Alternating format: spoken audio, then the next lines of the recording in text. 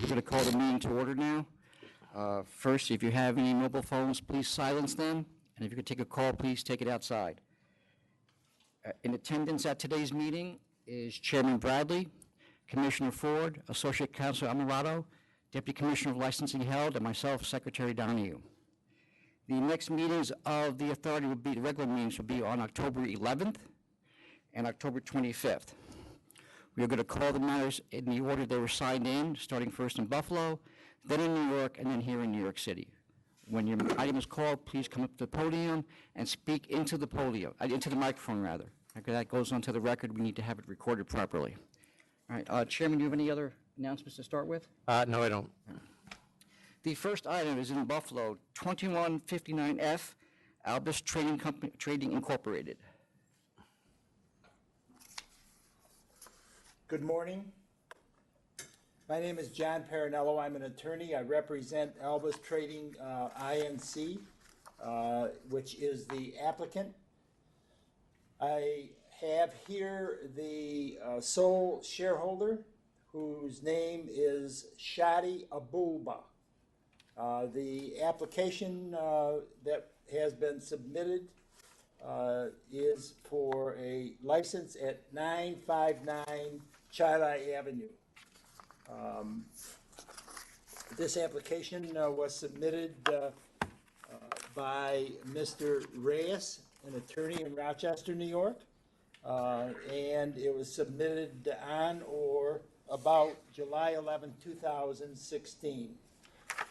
The application was then followed by a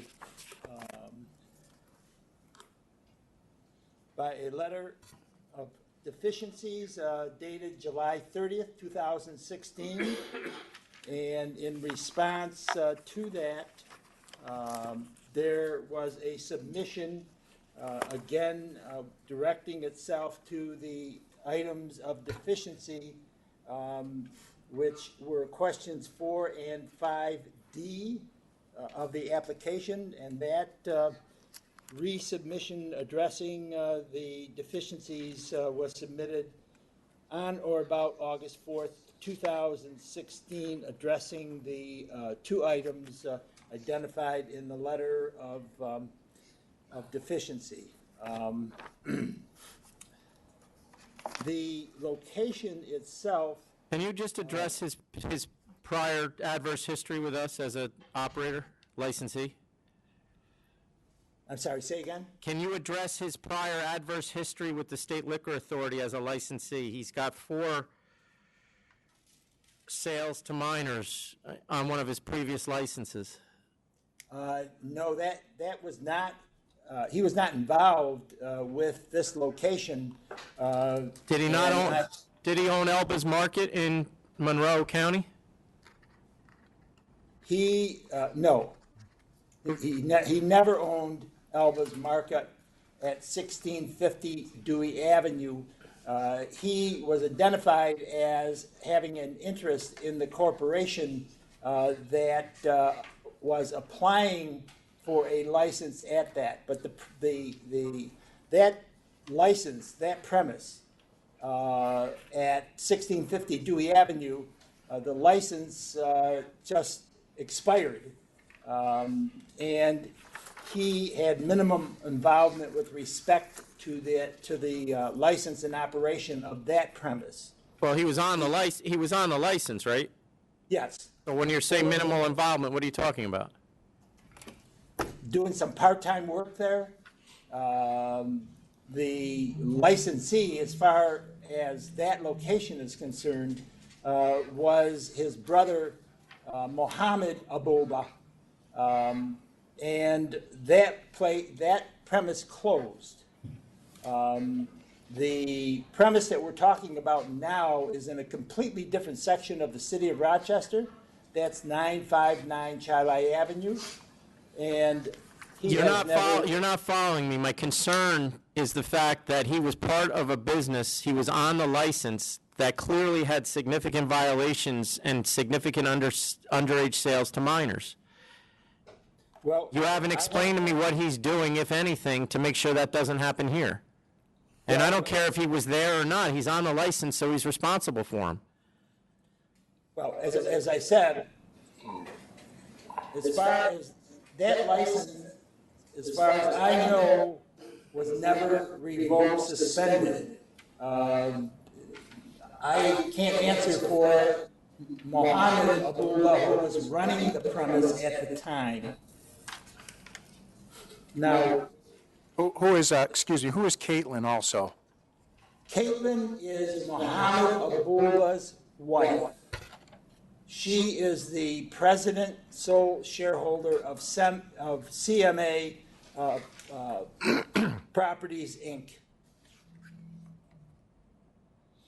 She has nothing to do with this application, nor does Mohammed Abdullah have anything to do with this application. This application, as I said, directs itself to a completely different premise, and that is at 9-5. We base our decisions here not just on the premise. We base it on the past history of the applicants as well. And when he asks you who Caitlin is, the reason he's asking you that is because she applied for a license Yes, and didn't identify him as the CEO on the license. he had nothing to do with Caitlin, Caitlin's application, which was made by CMA Properties, Inc. Well, He was he an officer? No, Then why was he identified as the CEO? no, that was Mohammed. I'm sorry, let me explain. I'm sorry, the brother was the CEO. You're right, the brother was the CEO, but he was not identified as the CEO. He had nothing to do with 959 Chilai Avenue on the previous application, which was denied by this board. Now, 959 Chilai Avenue is currently being operated by CMA, but as you can see from the application, they do not have a liquor license. Caitlin. Why? Can you explain why? Why don't they have a liquor license? Because you turned them down. No, we didn't. We took it. Well, they don't have a liquor license. That's a little because- different than turning them down. All right, they don't have a liquor license because it was taken from them. And that is Caitlin, that is CMA Properties, Inc., that owns the premise at 959 Chilai Avenue. Since that time, since the license was taken, the premises are still operated by CMA Properties, Inc., and Caitlin, who was the sole shareholder, has now been declared disabled, and she's on disability. The property that we're applying for a liquor license on is now being run at a loss, and the premises needed a liquor license in order to survive. So what you're saying is the people who we took the license from still own the property, and they're going to lease that store to him now in hopes of getting a liquor license. No, I'm not saying that. I'm saying that the corporation that owns the property, that made the application, has now entered into a lease with the current applicant. The lease is Isn't the corporation owned by his brother and sister-in-law? not the applicant, no. The brother, Who owns CMA? Caitlin Abula. And she was the licensee on the prior license that we canceled, correct?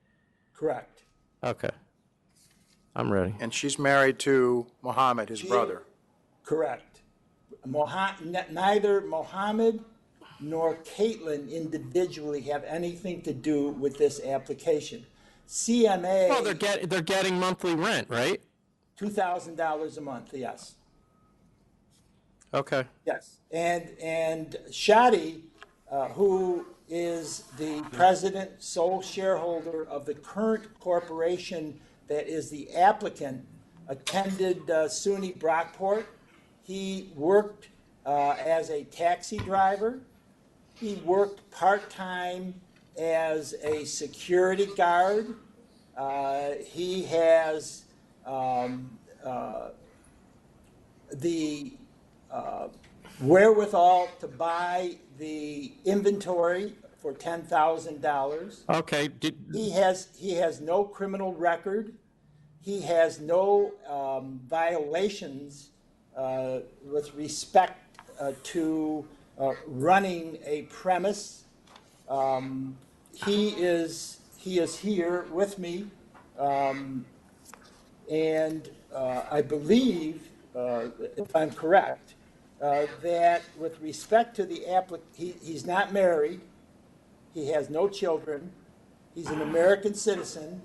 He has a family that has been in the grocery store business all his life. He is taking over the property at 959 and has applied for a lotto license, a tobacco license, and an ATM permit. So frankly, it's a straightforward application of a person who has no prior negative history with respect to this to the State Liquor Authority. okay. Go ahead. And We're ready to vote. Thank you. okay. I'm just generally looking at the past history of this location. It's just been a regular flow of sales to minors, fines totaling somewhere around $30,000 over the past couple of licenses. So I'm not sure if it's the location or what it is about this place, but I don't have a good feeling about it, and I'm going to vote to deny. I'm going to vote to deny as well. The applicant was a former licensee, which was not renewed in March of 2015. On that license alone, he had 4 violations for sales of minor between the years 2004 and 2012. He is now looking to be licensed in a store that's owned by his brother and sister-in-law, and as Commissioner Ford pointed out, that store also has significant sales to minor history between the years of 2009 and 2014. It's quite obvious that 2013. It's obvious that that there is a lack of either understanding or compliance with the underage alcohol sales in this, and I find him, based on character and fitness, that he's not able to have a beer license, so I vote to deny as well. Can I just straighten out the record for a moment? Yes. Shadi Abuba, who is the sole shareholder of the applicant, has absolutely no record with respect to any violations of the state liquor. Sir, we can go back and forth on this all day, but I have 100 people waiting here. He was on a license. He owned a store, and on that license there were 4 sales to minor. I don't care if he's in the store or not. His name is on the license. So you might say because he's not in the store he has no history with us. I say he does. Okay, I'm just pointing out that goes back 12 years. And since that time, that this is he has absolutely no involvement with any corporation owning any license in the last 12 years or so that indicates he's not the type of person of a moral character in order to hold a state liquor license. That's all. I just wanted the record because we started out with a misconception that because the record is clear. I disagree with you. It's clear. It's been denied. Thank you. Okay. Thank you. I think you're absolutely incorrect, but that would not be the first time. I can guarantee you that. well, I know that, but I have the feeling walking in here that because of the Abuba name that you had your minds made up. Michelle, That's the first time I heard the name, so that's very unlikely. No, that's not the first time you've heard it because I've been here before in terms of the 959 CMA application, of which he had nothing to do, which you took away. And since that time, because this premise needs a license in order to survive, he has stepped forward. He All right, has a sir, clean. sir, the matter's been denied. Michelle, are there any other items in Buffalo? There's no other items in Buffalo. All right, thank you. We're going to move on to Albany now. Item 2159C, the Cocaine Feather Tap House Incorporated. Yes, hello. Stand up. Okay. Hi, my name is Robert Pornbeck, and I'm here on behalf of the Cock and Feather Tap House Incorporated in Binghamton, New York. I'm the person who is applying for the license, and I'm sure you've gotten my narrative and had a chance to read it. And I'm here to answer any questions you might possibly have. Well, the one main question I have is, you don't, it seems here that you're going to be involved in the beginning, but not involved in the management of the store or the restaurant after a short period of time? No, I will be involved in it. Your application doesn't indicate that. I'm also going to be incorporating my son into the business, and I live 1 block from the business, so I will be spending, quite a bit of time there. Because you said initially overseeing the operation about 2 to 3 hours a day. That's not significant. No, that's correct. But I will be there on a regular basis, and I will be incorporating my son into the business. Has your son filled out a personal questionnaire? Yes, he has. Has he? His name is Brett Hornbeck. Also, they took a picture of him and submitted it with my application.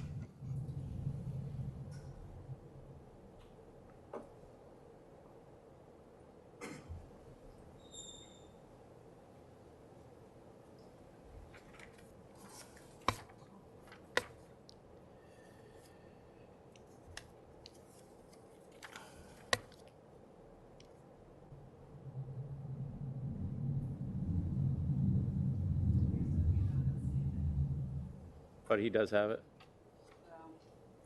Sent it. Can you send it to me again? I don't see it scanned in. I mean, my concern is, has he worked anywhere that's a problem? Was that addressed to me, sir? No, I'm asking Okay. Ms. Held. Employment wouldn't be on our records. Where has your son worked previously, or where does he work now? He works for another bar I own in Pennsylvania called the Coconut Inn. And you indicated that you've had a couple of minor things there, but nothing major as far as Yes. alcohol violations? That is correct. Do you have a security plan? Security plan as far as the bar is concerned? Yes. Because it's a big place. You're looking to put 250 people. Yes. It's mainly going to be a dinner. We're going to have a menu for dinner. And, in order to be competitive, I do need the liquor and beer and wine license also to go along with the operation. It's not going to be, I'm going to run a tight ship there.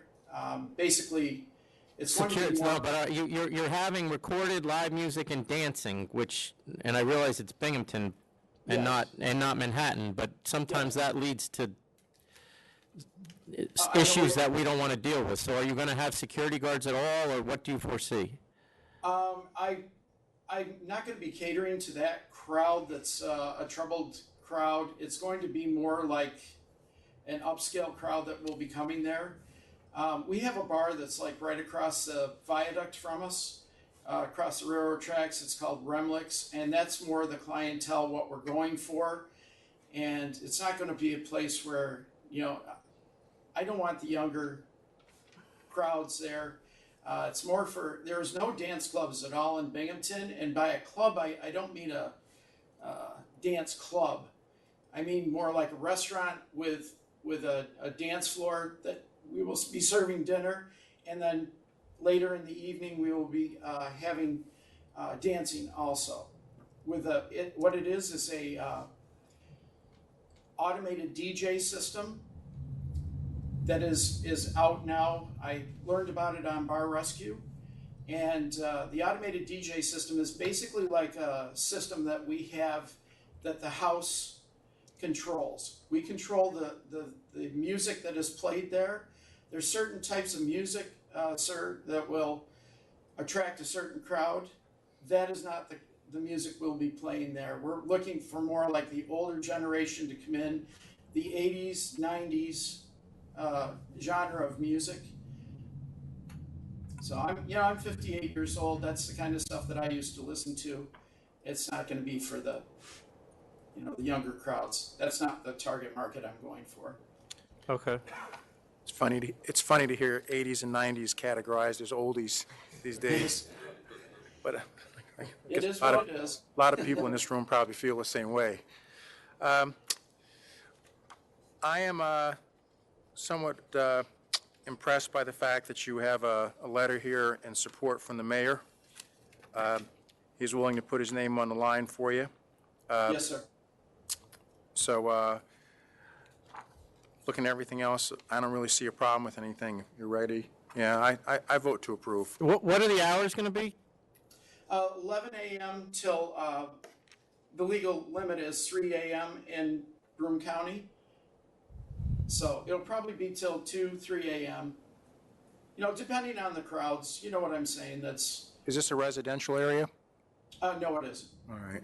All right, I'll vote to approve as well. Good luck. Good luck. Thank you, sir. I appreciate it. Thank you so much. Make sure that we get your son's questionnaire, though, please. Yeah, that was sent in by Wayne Marble, and that was sent in about a month ago at least, with a picture of my son.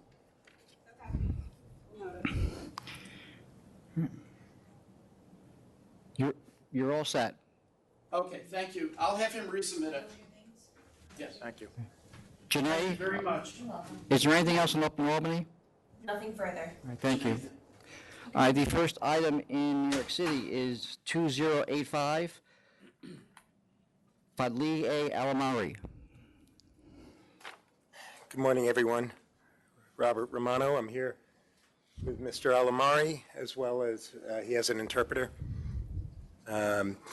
We come before you because he had been charged with having bottles that belonged to the prior occupant of the premise. And Mr. Alamari had signed a statement stating that he would not be taking any of the prior inventory. It was a small amount of bottles. There is a language issue with Mr. Alamari. He did make what I feel is a very generous offer to the authority of $10,000, which, because of the nature of his the conflict of the bottle's existence in his premise to the statement that he signed, and it was a question of character and fitness. We didn't. Yeah, this was a long time ago. Oh, we and he had rejected been, it. I have to tell you, he had been operating this premise. We rejected that, I take it. Right, Okay. and he has been operating this premise now for over a year with, other than this, an unblemished record. He did not have forced serves to minors. He did not do, there's no availing. This is simply, what I believe, and honestly believe, was a misunderstanding. The bottles were in an area, not on a shelf, not in a retail shelf. They were in a storage area. And it was suggested to me recently by counsel's office that perhaps if, in addition to the fine, you may reconsider a short suspension period. Mr. Alamari is a father of 5 children, all under the ages of 18. This is his only means of support, and I just ask that you take that into consideration when really considering his livelihood. And I would ask that the penalty fits the violation.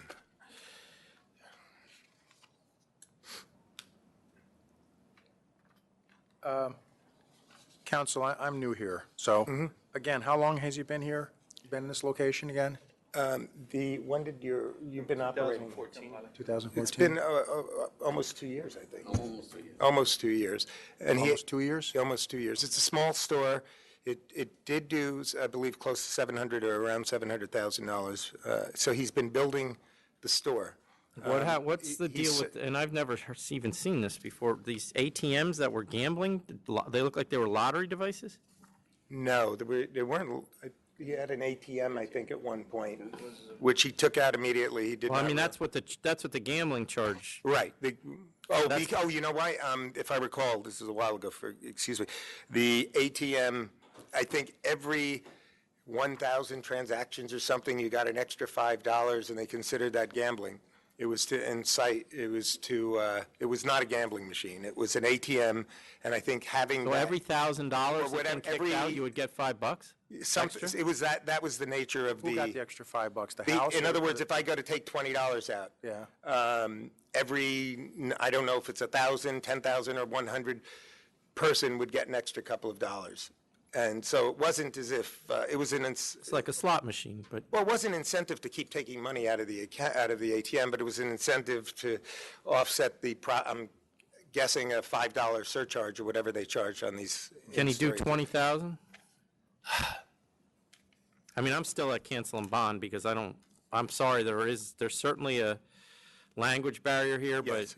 but it wasn't enough language barrier that he wasn't able to say that he got it through a liquidator's permit, so he knew what that was. No. He actually did, he admits there was no liquidators. No, I know, but Right. what he said to the inspector was or investigator was pretty clear. I mean, that's what I'll go now, I'll go to 20, but usually I would take the license. Well, would you take 15 and a suspension? How long a suspension? Would he rather have 20,000 or 15,000 and say no?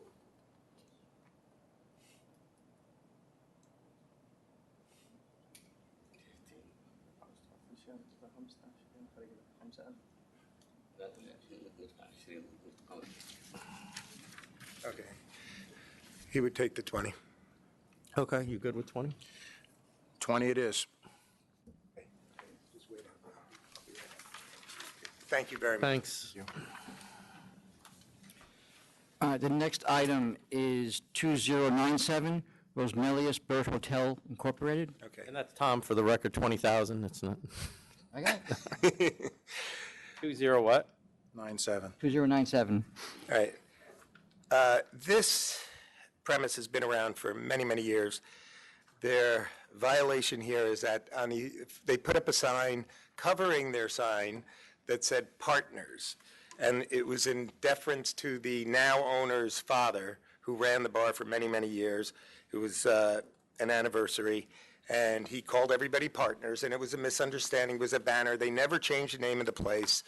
And actually, to be honest with you, I was surprised this charge was even brought against them. But they took the sign down immediately. They made a change to their bond.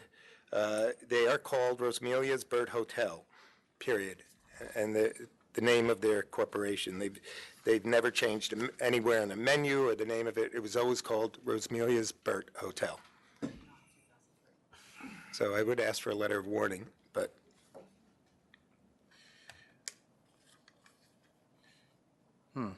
I mean, there was no intent to mislead. They How long was the sign up there? It was for several months, but it was at least, I know. Months, not But- years. No. And it was done, and it was one of those vinyl laminate, it wasn't like a permanent sign. It was one of the kind you get at Staples. Whatever you want, go ahead. I'm ready to reduce this to a letter of warning, mainly because there no adverse history in the I mean, past 13 yeah. years, so. I'll agree. Letter of warning. Thank you very much, Emma. Thank you.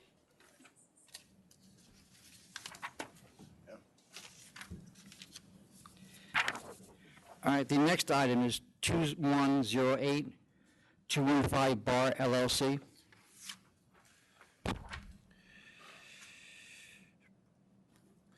Good morning, Mr. Chairman, Commissioner Ford, Donald Bernstein on behalf of the former licensee. This is a disciplinary. A cancellation was taken as a result of a default in failing to plead, as I pointed out in my letter. This restaurant that had been in business for 4 years was sold just a couple of days after the date of the notice of pleading. So the notice of pleading sent to the premises was never received by the licensee here. What are you offering, 4,000? We didn't make an offer. I haven't seen the bill of particulars, and Will you do 4,000?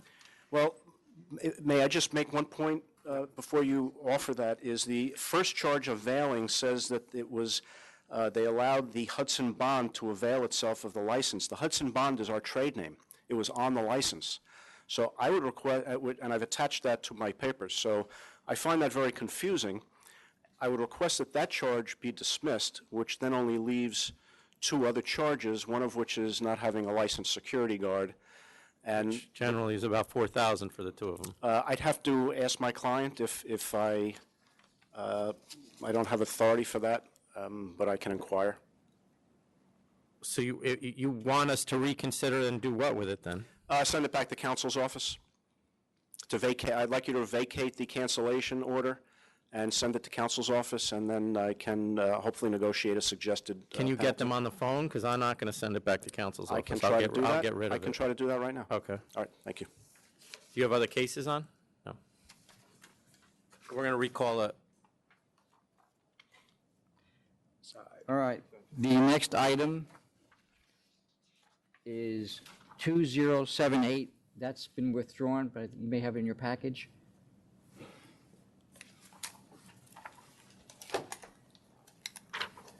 And then the next item after that is 2122, A Rising Banquet Catering Hall, LLC.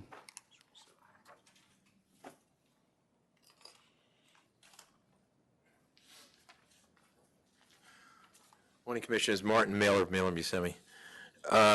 This is a request for conditional no contest of cancellation plus bond. Accepted. Do you accept? Accepted. What? You can't. He's out of business. That's why, yeah. Well, cancel that one as well. I don't. It'll be revoked for both of them. Well, it is what it is. I can't. He can't pay the $25,000. The next item is 2148, By the Hudson Restaurant and Lounge, LLC. This one is after a hearing, and I leave it to the board to make a decision with respect to penalty. Many of the charges were not sustained. We don't? Are they going to renew? I don't think so. They lost their lease, or they're still negotiating. I don't know that they'll be able to keep their lease. So sustain 1, 2, 3, 4, dismiss 5, dismiss 6, sustain 7 and 8, dismiss 9, and sustain 10. Ditto. What he said. I'm with you.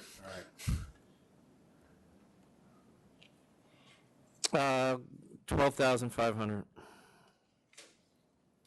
12,500. I'm not here to argue that. The next matter is 2081 and 2082, Ethics Bar and Lounge Incorporated. I asked the secretary this morning what this was about. He showed me a letter that I had written. It's a mistake. I apologize. I don't know how that left my office. I didn't have authority. Cancel and bond? Yeah, and no, it was a no. mistake. It was a mistake. What do you want to do? I'd like it to go to counsel's office for a hearing. Oh, okay. Thank you. Back to counsel's office. I apologize for that. I don't know how that happened. The next item is 2137, LRPP. This requires a little bit of an explanation. I have been retained by this licensee in connection with another proceeding, and I pleaded not guilty and demanded to bill particulars, and I don't know if I received it as of yet. This, I think, took place before I was retained, but he may have confused things. He may have thought that what he gave me was part of this. I know it isn't, but I would ask that this also go back to counsel's office. Let me plead not guilty, because I've spoken to him about all of these charges, and he doesn't believe that he's guilty of any of them. So I He would had ask. duty-free bottles behind his bar. I'm sorry, what? He had bottles that were stamped duty-free behind his bar. Again, I've just been retained by this individual, and I know that he thought that by pleading not guilty to the charges he gave me, I think it included this. That's what he thought. Now, he's not correct in his assumption. I didn't know that this existed. At least allow me to go back to So you're counsel. acknowledging he got the letter? And I'm not, yes, I'm not saying that there's a, Is there a case open right now, Jackie, yes. for this licensee? Is it at hearing or what? Is it hearing notice, October 13th? Okay, if that's, I've been out of my office for the past week. I'm not, And what are the dates of those charges? Actually, that would have to be October 11th. I'm quizzed right now. Yeah, Mike, what are the dates of those charges? 14th, 26th, yes, May 14th and 25th. All right, I'll send it back. thank you.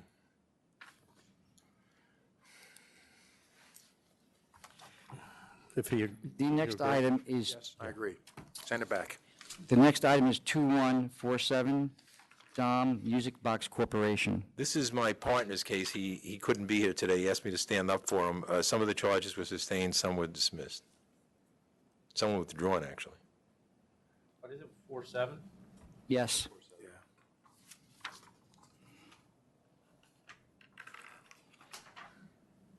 Withdraw 1 and 2, dismiss 3, sustain 4, 5, 6, and 7. 6,000. 6,000. And Commissioner Ford, you're, the 6,000. same charges as Same far as? charges, 6,000, yes.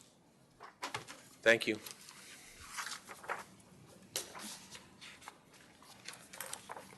All right, the next item is 2142, Wines and Spirits on 8th Incorporated. Chairman, this was the one that Ms. Weiss's adjournment request was kind of lost in the shuffle, so Mr. Reedy appeared last time and spoke in opposition. Right. I don't see him here. I don't think he's here today. No, I told him he didn't have to come back. You remember him, right? Oh, you are here? Oh. You remember him, right? Okay. Okay, go ahead. Is there anyone else in opposition here? No, okay. Hi, good morning. Stacy Weiss for the applicant, Wines and Spirits on 8th Incorporated. It's going to be a new liquor store located on 8th Avenue and 44th Street. Could you pull the mic down a little bit so I can hear a little better? Sorry about that. Yes. It's going to be located on almost off the corner of 8th Avenue and 44th Street. My client is where it's located is right in the middle, in the heart of Times Square, the theater district.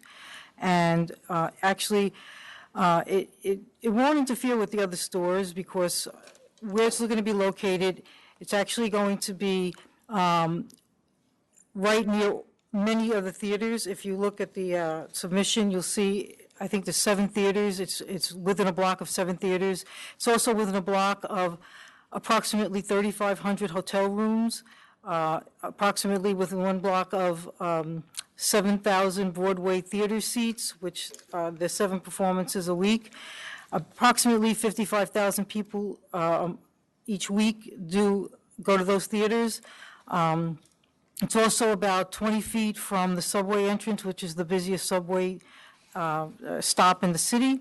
Also, it's around the corner from 2 of the largest parking lots in the area, and there's hundreds of thousands of people that pass through that area every day.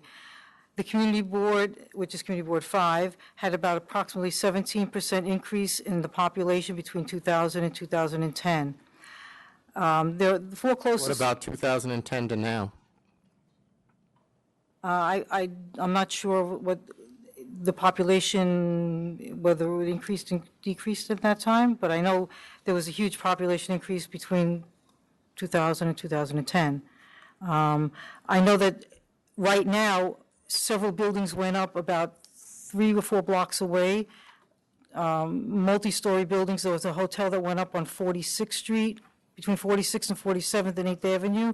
2 extremely large apartment buildings went up on 46th Street, right near Reedy. For about a year and a half, he had a lot of construction around his store.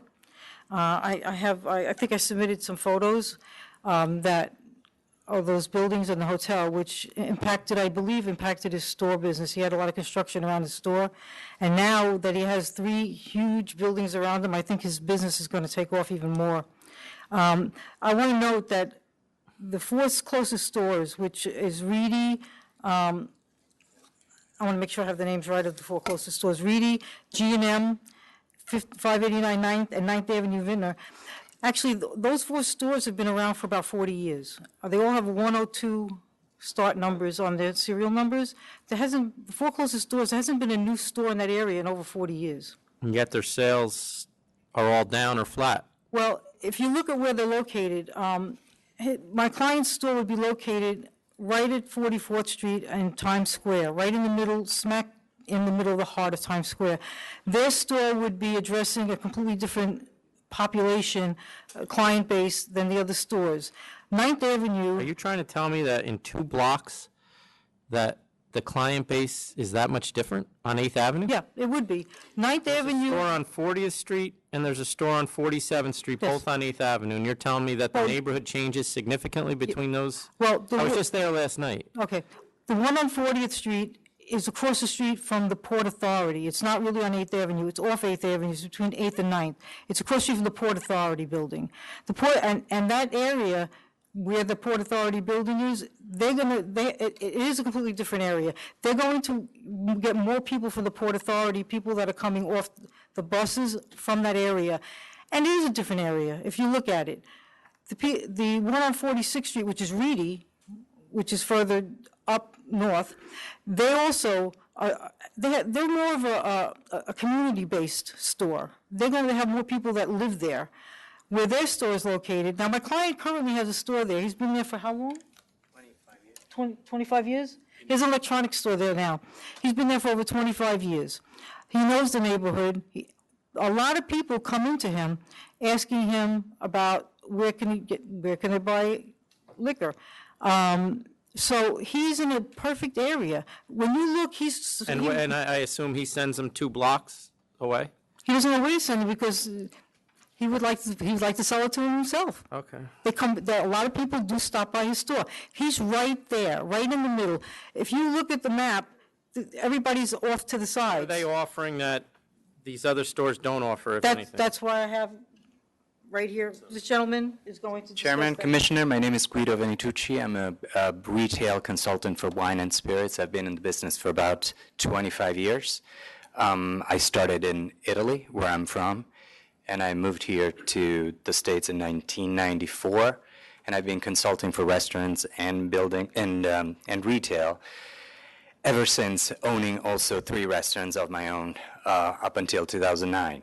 So what the client is going to be carrying is a huge amount of SKUs that will cater to communities that want something domestic. So we will carry a quarter of the SKUs and wines will be from New York State and the United States as well. Spirits will be carried that are particular to not just New York State, but New York City, so Brooklyn and Queens. So anyone who's a tourist is right now attracted to all these particular brands. They're like very specific to the place that they're visiting. So that would be what I've noticed I know 9th Avenue Vintners very well because I had a restaurant on 9th Avenue and 46th in 2000, and I know them very well. It's actually a very nice store, and they're very nice people. I sounded like Trump for a second there. No, you didn't.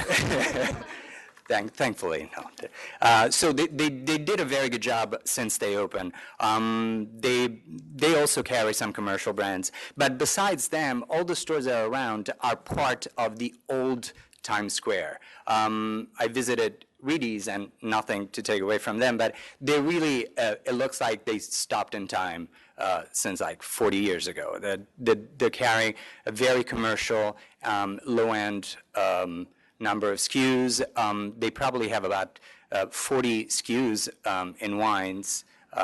So it's really not, my client probably doesn't want to send people over there because there's not much to buy. So that is basically what they will be carrying and offering, a huge selection of higher-end products. Okay, thank you. You're welcome. And their store is going to be a modern store. They're going to have a nice, modern look to it. They're going to have a website, which the other stores don't have.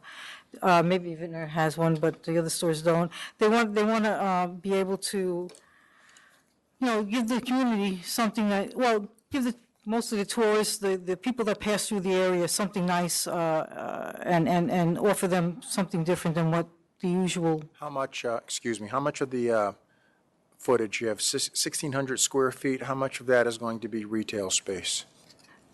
800, I believe. 800 in the top floor, and we have the whole basement. And they have the basement too. They have a top and a basement. So So it's gonna be about, 2 floors of retail space? well, no. The basement is strictly storage. So 800 feet of About retail 800 upstairs, yeah.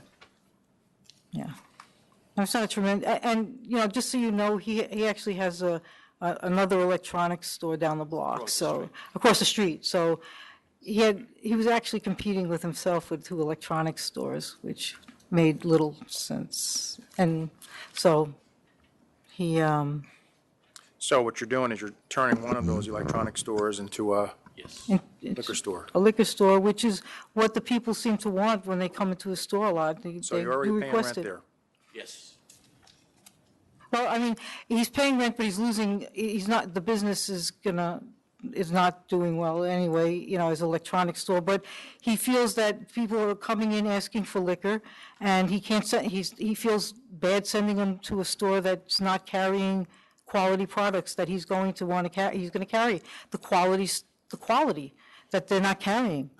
And, he gets a lot of people into the store, a lot of people requesting, a quality, he wants to sell them like Guido said, he wants to sell them the New York, the products from New York, New York State wines, the local Brooklyn spirits. And there will be no nips or right. no little bottles or lotto. And they all sell any of that. And they There all will be an sell open that. floor. I'm a little confused here. You're It'll saying be an people open are store. coming in requesting quality, coming in where?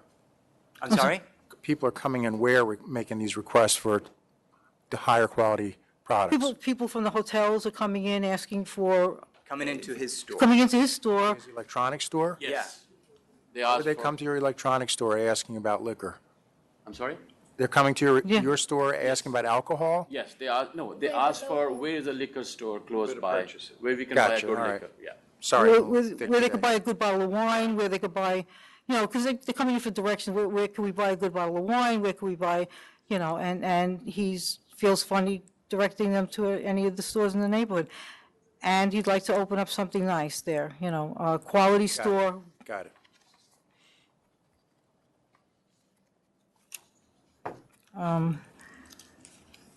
And like I said, the stores are from number 102, which is 40 years old. There hasn't been a store in the neighborhood. You ready to go? All right. I think where I was inclined to deny, but the fact that you're keeping it to 800 square feet and no more, No. and because you're in such a highly transient-specific location, I'm inclined to approve the application.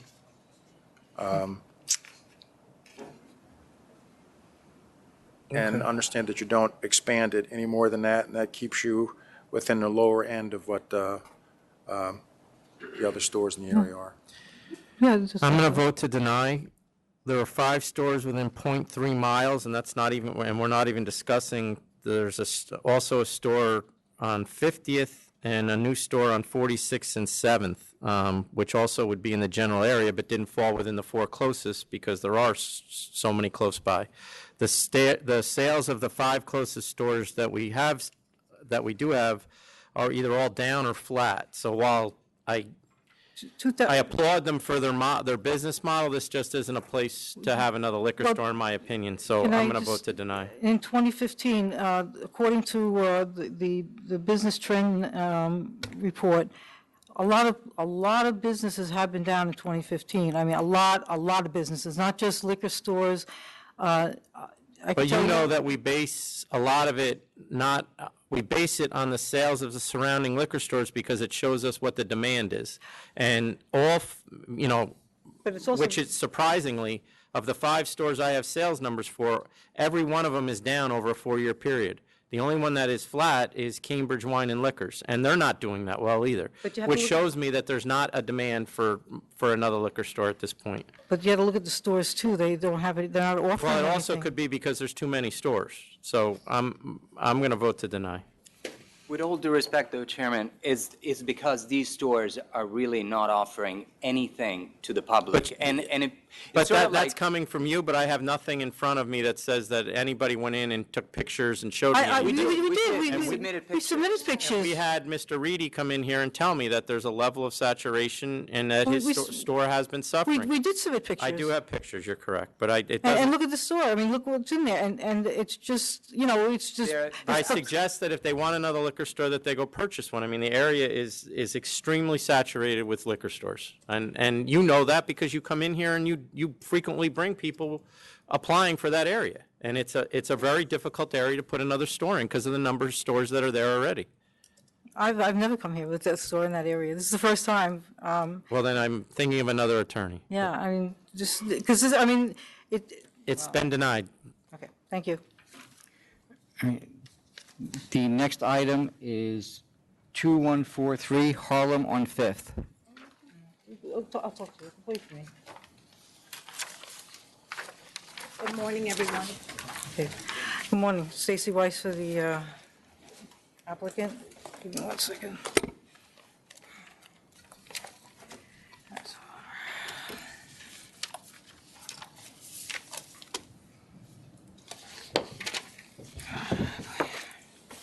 That was a shock.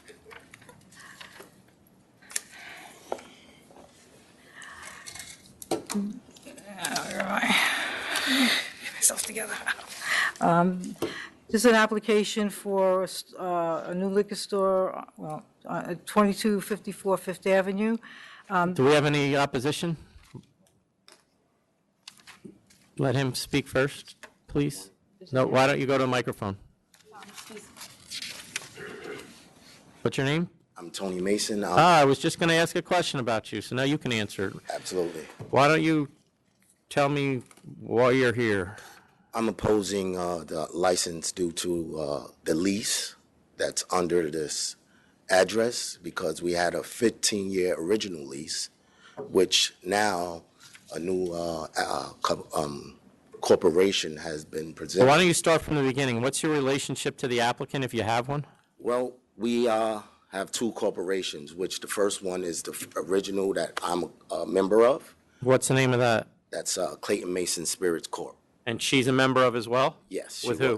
was. Well, she applied due to the fact that she was a part of the lease. So she, No, wait, but you have Clayton Mason Corporation. You're a member of it. Who else is a member of it? someone else, Mr. Burham Misfin, who's a guarantor on the original lease, along with Stacy and a guy named Eric Clayton. And you applied for a liquor store at what location? 2254 Fifth Avenue. Which is this location? Absolutely. And that was denied? No, that was granted and then it was lost because of deficiency? No, it was pending, but due to the construction of the building, we couldn't go forward with the process. So then, So it was disapproved. okay, it so was- now it what? was- So then what happened? So what happened now, under unforeseen situations within our corporation, a lease has been generated with a new corporation to apply for this applicant right now. So you're telling me that the same location has 2 leases pending on it? Yeah, it's like, where's the new lease when the guarantor, which I have a letter from, states that he never agreed to change anything on the 15-year lease. Like, this is one of the major guarantors who has a liquor store prior, who helped us get the original lease due to his taxes. Did the building change hands? It did. It management, not ownership, just management. So I don't know what took place under management, but the original holder of the 15-year lease did not agree for any changes to a corporation. So who's paying rent on that lease right now? It just started, and due to the fact that the building, which I have pictures of, was under major renovation, so the landlord had to withhold our original lease until they fixed the conditions of which a Red Cross situation came out to evacuate the building. But who's paying the rent? Who's paying the rent right now? I don't know. I don't know, because Is the guarantor paying the rent? the guarantor, no, he's not. Are you? No, I'm not, sir. Okay. I don't- And I you're don't even opposing believe it. this, why? I'm opposing it Because because you want to do something with that building, or? the location, I would like to make a barber shop or something else other than a liquor store. Oh, okay. Can someone clarify this for me? Because it sounds like there's, Well, yeah, go to the microphone. Don't go anywhere, Mr. First of Mason. all, just to put on the record, we're going to object to everything he says about, right now, we're objecting to everything because he has no standing in the matter. It would appear that his name was on the former application for this location, which she made, so Well- are you telling me he wasn't part of that corporation? His name was not on any application. It's not Chairman. listed in our So records. You asked. No, but the name of the corporation was Mason. It was Clayton Mason, and if I'm allowed to answer, he and I were in a relationship, in a committed situation. This man he's a gigolo, he's a user, he's done, and I hate to bring these personal things up in court. He knew everything about me. He's tried from day one after we separated because we were engaged. I gave him back his I engagement. don't, that's all fine and so- good. My question is, He's never been on any application. no, but was he So my- was he part of a He corporation? was never part of any corporation. Then why did it have his name on it? Because we were getting married and that was going to be my name. That was a gift to him. So what happened to that corporation? It's still in existence, but I went over to Harlem 1/5 to take away the name element because everyone said the same thing as you're saying today. He was never in the corporation. He tried to take over he tried to put in a corporate change. To the liquor authority, he sent a fraudulent letter to the liquor authority trying to take over. He's went and changed the mailing address at the post office so he can get all the mail. This is not a good person. He's been. Well, let me ask, are you on the lease? Is your name in the lease? Did you sign it? corporation was, I'm a part Well, of when you say you're a corporation, did you sign anything that says you're an officer of this corporation? I did, I have the records of Can I see it? And for the record, who's paying the rent now? There is no rent due at the moment. All right. So I had a 4-month concession originally. I'm sorry, I just want to go to this. Hang on one second. This is horrible. And these were filed with the Department of State? He said, okay, I'm sorry. No, Who was the 51% shareholder? Mr. Eric Clayton. Who's he? He's not here, he's not present today. All right, I need you to talk in the microphone. Copy we need to keep for the record? So there is a Clayton Mason Spirits Corporation that certifies that Tony Mason owns 98 shares. And there's a notary public. But you applied under that, so how could you apply Was to he the on that SLA? application, Jackie? No, With- his name isn't anywhere. How could you apply to the SLA with that corporate? I It mean, makes here, her credibility okay, all the all way. right, okay. It's just her I'm not going to credibility. work this out here. Thank you. The one, It's not under, okay, the liquor license is under Harlem on Fifth. It's not under Clayton Mason. The application under. see, here's the problem. If he came in out of the blue and there wasn't a history with her about not being forthcoming, I probably would tell him to leave. But we have a situation here where she's applied twice and hasn't been truthful on both of those applications previously. She completely ignored the fact on one of the applications that she had applied previously, and you're telling me that she misunderstood it. Right. And then Right, we straightened that out. You didn't straighten it out. You gave an excuse. No, we and- straightened out the Clayton Mason and Harlem on Fifth. She straightened that out with licensing previously because he was never, when she found out that he tried to fraudulently take over the corporation, and he filed a corporate change application. Yeah, but then she That was then she taken out. handed in a lease on a second or third application that all it was a change of the first page. But that was the landlord that did that. That was the landlord. Which would indicate to me that maybe he's involved in what's going on here, or He had you're not nothing- reading no, he what's had being nothing to- handed to you. He had nothing to do with that. The landlord did that. That was the landlord that did that. The management company. Management company did that. Right, the management company did that. She had nothing to do with that. Ownership has changed. The ownership of that Right, building has changed. changed. It's on its third owner. So the second owner, the management company of that owner, is the one who gave me that fraudulent document. And I had asked very. Well, and I see that he has a lawyer that has sent letters to you. Have you responded to these letters? I've never received who's Ellie Langer's attorney? I've never received a letter from them. Lawler, Mahone, and Rodney? Oh, it was to Mr. Clayton. Yeah. Is he a partner in this, Mr. Clayton? No, he's not. No, he's not in this corporation. He's not. I haven't received a letter from an attorney that I haven't addressed or answered. So I'm And who's Mr. Mesfin? He's a guarantor on the original 15-year lease, and he owns a liquor store in Harlem as well. And is he involved in this? He's the guarantor only. He's not involved in the retail business of my store. Do we have a personal questionnaire from him? For who? Yes, Mesfin? In this application? Yeah. Or in one of the other applications? No, this application. No, not on the original. On the original one? On Clayton Mason, he has a personal questionnaire. The personal question I have on this application. He's on the, he's in the original one, the original Clayton Mason. Well, we don't transfer documents from one Is he application still to on, another. is he Is still? he involved in, he's a guarantor now, though, right? Yes, he is, but I have never. Hold on, because I can't hear Sorry, you. sir. I've always submitted the same documentation. I'm the same person, same everything. I've never done any of these things that you're accusing me of today.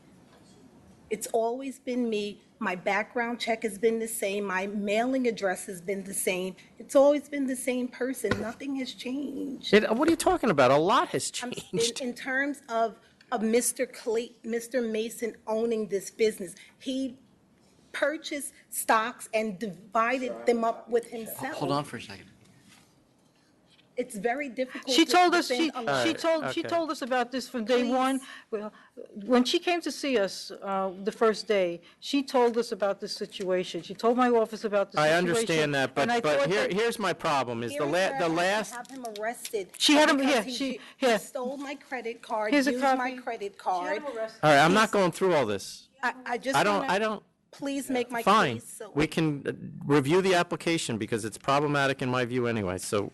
Well, I believe the third application was fine, because, I mean, she had him arrested. I mean, this isn't something that just came. This guy is a professional user, and we're allowing him to come in here and make a mockery. I'm not, what I'm saying is now, I've looked at this application, why don't you go with your presentation and we'll deal with it there. I appreciate that. Thank you very much.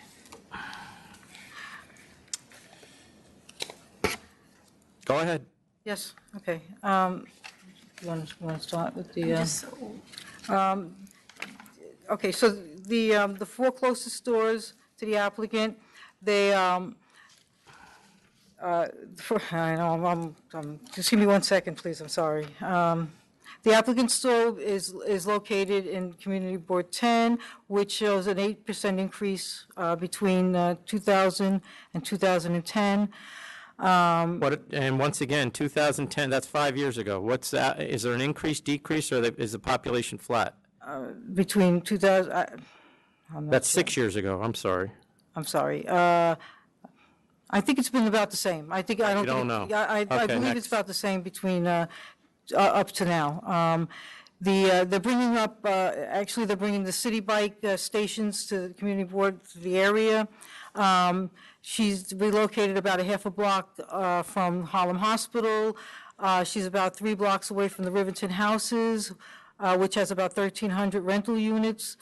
She's a couple of blocks away from the Savoy Park Apartments, which has 1,790 units. She's 2 blocks from Lenox Terrace Apartments, which has 6 residential buildings, which has about 1,700 apartments. She's a block away from the M1 bus stop, 2 blocks away from the BX 33, and that sees about between 16,000 and 18,000 people on a weekend. She's a block and a half away from the Harlem River Drive exit. She also has the 4 closest stores. They show an increase. One of them shows Dio. That store's been around for, I'm sorry, that store's been around, what's that? Yeah, that store was opened in 20, yeah, but I think it's been around a long time. That store's been open since 1971, actually. It changed hands recently, but it's been around for a very long time. Which store? It used to be Freelanders. I believe it's called Freelanders. Freelanders. It's DIOUSA. We have it that it's new. Well, it's been a store since 71. It changed hands in 2014. Looking it up. The old number was 102-3821. That was the old number. It was owned by, I can't think of the gentleman's name, but it was owned since 1971. It's 4 blocks away. It has a turnstile to get in and out of it. It's kind of I wouldn't want to say it's enclosed, but it has a turnstile. 467 Lenox, that's fully enclosed, that store. She's going to be a fully open store, a modern store. I think I sent you pictures of what her store is going to look like. She's going to, you want to tell about what kind of? So we've done a lot with the property from when the original pictures that were submitted. I've invested a lot of money. I have a 15-year lease, so I would like to specialize in wine, having about 65% of wine, and then the other product of spirits. Certainly, I'd like to have a social media presence. I'd like to just do different things for the community. I'm looking to hire 3 people within the community or somewhere, give 3 jobs to people who are qualified and can pass a background check. We're not having any bulletproof protection or any glass. It's going to be an open, modern design. I've invested a lot of money into this business here. Well, so she, I'm sorry. She's not going to have a solid roll-down gate. She has I've started taking ATAP courses. Is Mr. Mesfin the owner of Mesfin Liquors? Yes. And I'm asking her. And is he involved in this store? He is not involved. Is he a guarantor or anything? Yes, he is. He's the guarantee on your lease? The guarantor on the original lease. Is he on your lease for this store? We don't have a lease. I have a letter of intent to lease with the same stipulations as the original lease. So what happened to the original lease? Nothing happened to it, so the new owners agreed to acknowledge my new or Well, accept. who owned that? Who owned Clayton Mason Spirits? I've seen what he showed me. Who are you telling me owned it? I owned Clayton Mason. By Spirits yourself? By myself. I don't need Mr. Mason. I'm not asking you what you need, but you had, was it filed with the Department of State? Yes, by myself only, sir. The financials are by myself, the background So what's check- your relationship with Mr. Mesfin? He just is a person I know from the area. I go to before now, I went to his liquor store for quite a while, so I befriended him. I don't have a personal relationship with this man, only from his store that he currently owns. And he kind of. And how much did he, how much, so but you don't have you have a personal relationship with this guy, and he decided he would be the guarantor on a 15-year lease? I do not have a personal relationship. He is someone who's mentoring me, or was at the time, for a liquor store. So yes, that is correct. Okay. And Is he here? no, he's not here. Ms. Robinson, Yes, sir. you have licenses that you applied for 2013, 2015, yet on your application, you didn't fill anything in that you've had previous applications. Was that an oversight or what? That was an oversight, but I called the New York State Liquor Authority because I was not clear on that question. The young lady who answered the phone, I asked her, what does trafficking mean? That's the whole premise of that application. I didn't understand that word. She says that means if you're moving liquor from one place to another. So I said, should I answer no on that, or Yeah, should I answer no on that question? She says, I can't tell you what to answer, but I believe the answer is no. So trafficking was my issue, and that's the difference between the second and the third application, sir. I was just confused. I didn't know, but I called for clarity. Okay. Thank you.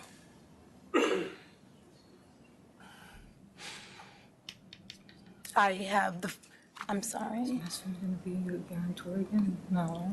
No. I don't think he wants to be involved. From what I understand, Mesfin is not going to be the guarantor this time around. I don't think he wants to be involved because Mr. Mason goes over to his store and harasses him all the time.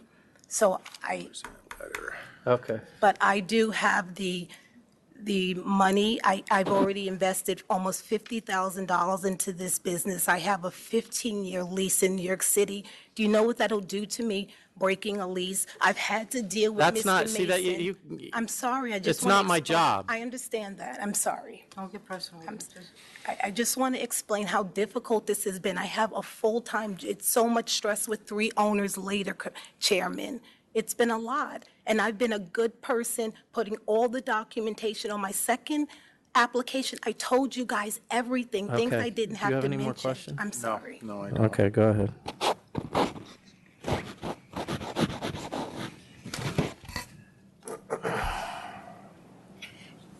You know, Could I have a minute of your time? unfortunately, Yes. unfortunately, Call back. Hold on just for a second. Yeah, I just need a. I was going to ask the same thing.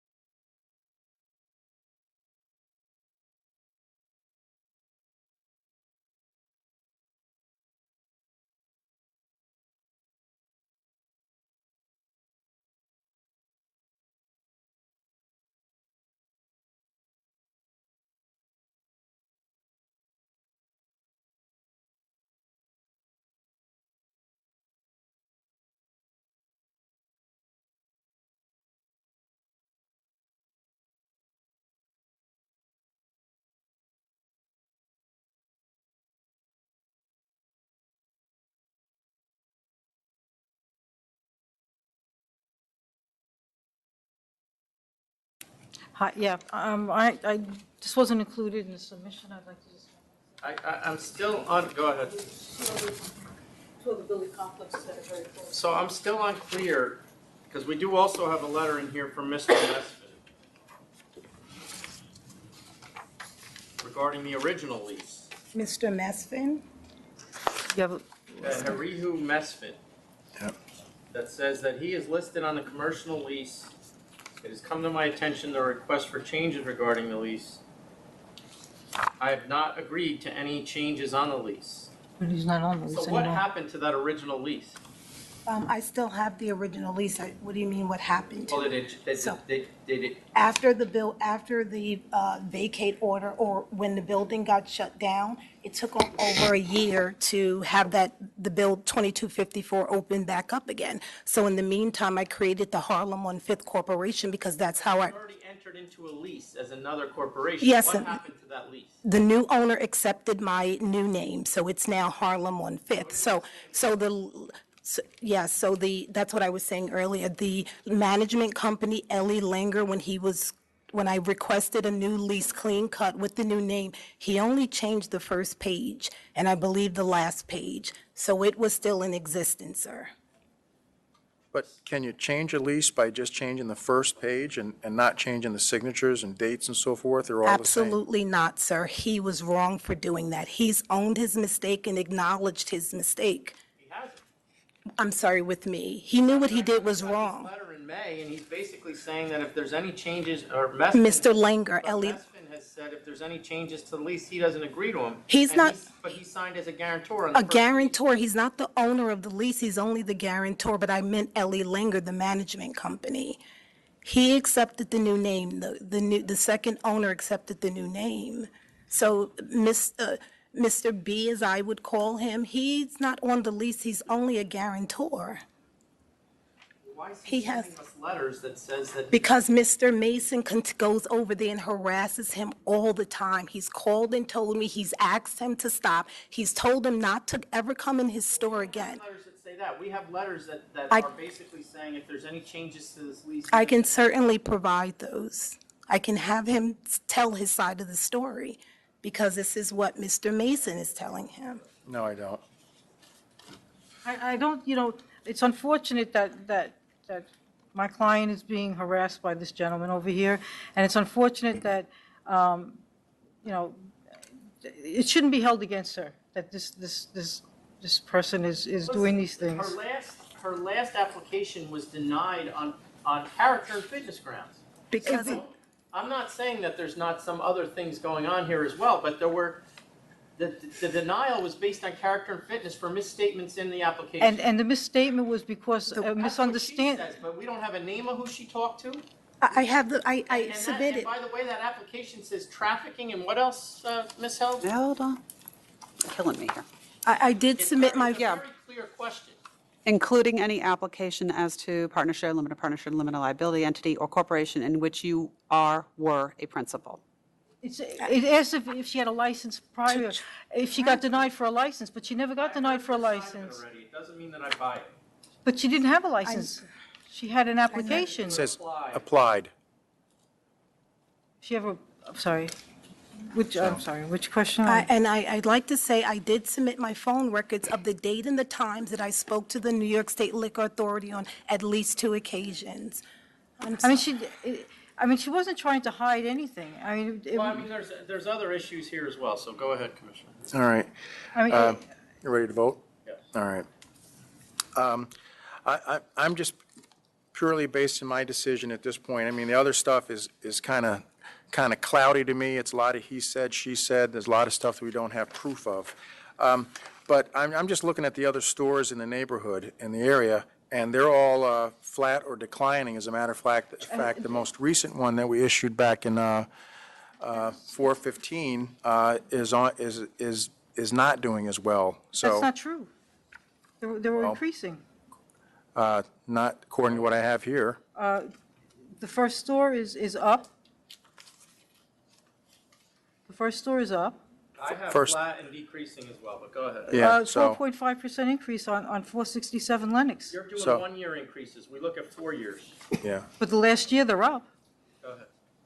I fail to see the public convenience and advantage, so I vote to deny. I'm going to vote to deny as well. As Commissioner Ford pointed out, the nearby stores, there's 1, 2, 3, 4, 5 stores within a half a mile. All of them are either flat sales or declining. We also, unfortunately, during the period of time that you had all of these applications going on, we issued a new store in this general area, which is on 420 Lenox Avenue, is one of the 4 closest stores. That store was opened in April of 2015 and has basically been open just over a year at this point, so we don't even know the effect that that's going to have on the other 4 closest stores. Not to mention that the previous license application was denied on character and fitness grounds, and there clearly is major issues going on with these corporations. I don't understand whether this is a relationship gone bad or whether it's something that just needs to be straightened out, but I would suggest that before you apply again, that you get this straightened out. Do I have the opportunity to apply again? This license I can't tell you not to apply. You have every right to apply, but I'm telling you, if you come in here with this kind of mess again, But sir, okay, I'm this sorry. this it's license, unlikely that you'll get approved. this license was approved the first time around. It was, and we didn't know all of this other things, and since then, another license has been in that general area in April of 2015, as I already stated. So there is less a demand at this point for a new one. So I vote to deny as well.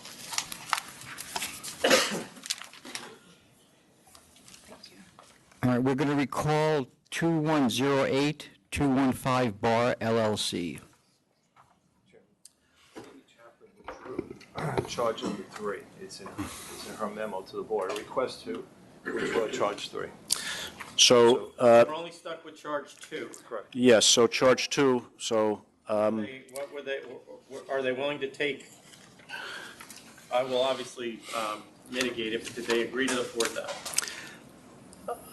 I would hope that we could propose they less. agree to the 4,000? Yes, they did. So I'll go to 2,500. It's accepted. So 2,500. charge 1 and 3 dismissed, and Charge 1 is withdrawn and charge 3 is withdrawn. thank you, thank you.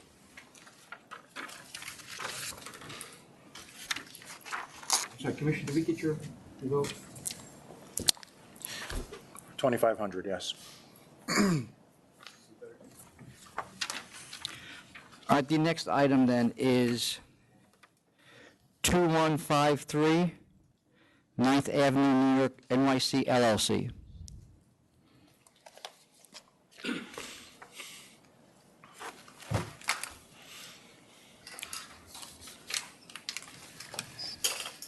Leonard Fogelman, attorney for the applicant, and this is Peter Guimaras, who is the sole principal, one of the 2 principals of 9th Avenue, New York City, LLC. We had a 500-foot hearing. We have a... We have opposition here. Mr. Booth, is this yours? Yes. You come up. Somebody from Neighborhood Association as well. Okay, why don't we let him go first, Mr. Booth?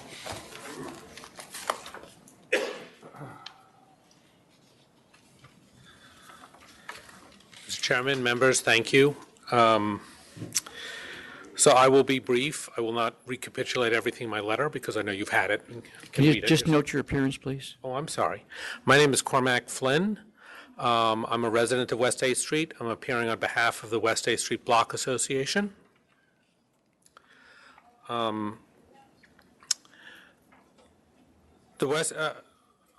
me say a brief thing about my association and then 2 points I want to make about this application. We're familiar with your association. Just go to the... Okay. We have a number of concerns about this application, but it comes down to 2 major issues.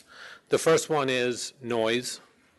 The applicant has repeatedly sought, and when they came to us in the committee board, sought aggressively late hours. They sought to have an opening window situation to allow noise on the street in a block that is made up of 100-year-old old tenement buildings with old windows and old electrical systems where sound really carries in different ways. The second set of questions we have concern the applicant's behavior and integrity that he's exhibited in this process. In our experience, we have found him to be inconsistent. He will promise something, he will withdraw it later. He will later say he never had that conversation. He can be sort of Jekyll and Hyde in his personality. There's a temperament issue. He began to scream at the community board meeting, screaming at people who were agreeing and helping him. And we have a significant public safety issue when afterwards there was a resident at the block, not an activist, somebody who lived in the building, who had given fairly typical innocuous testimony, who he followed and harassed down the block. This is Stephanie Fry, I believe you have her letter. She is not here today, by the way. She thought about coming because she still feels uncomfortable being in the same room with him at this point. So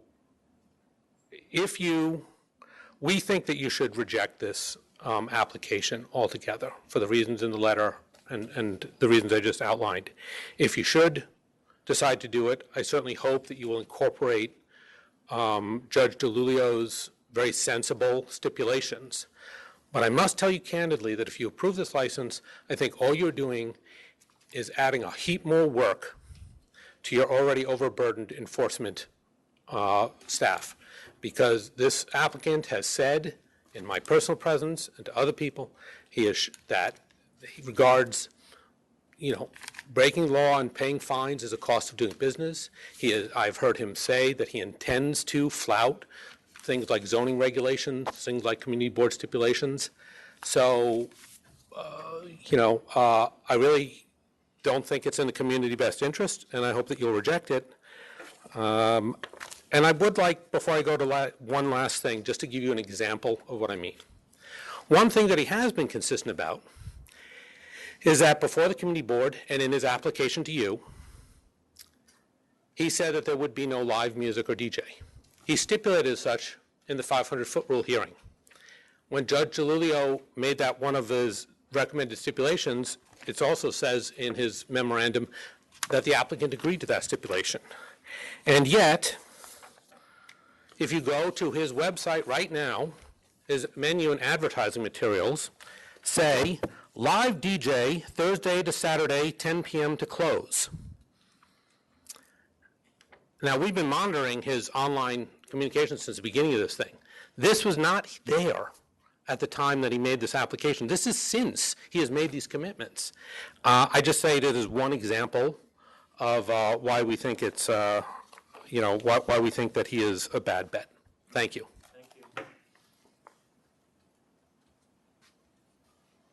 My name is Carter Booth. I'm here on behalf of Community Board 2.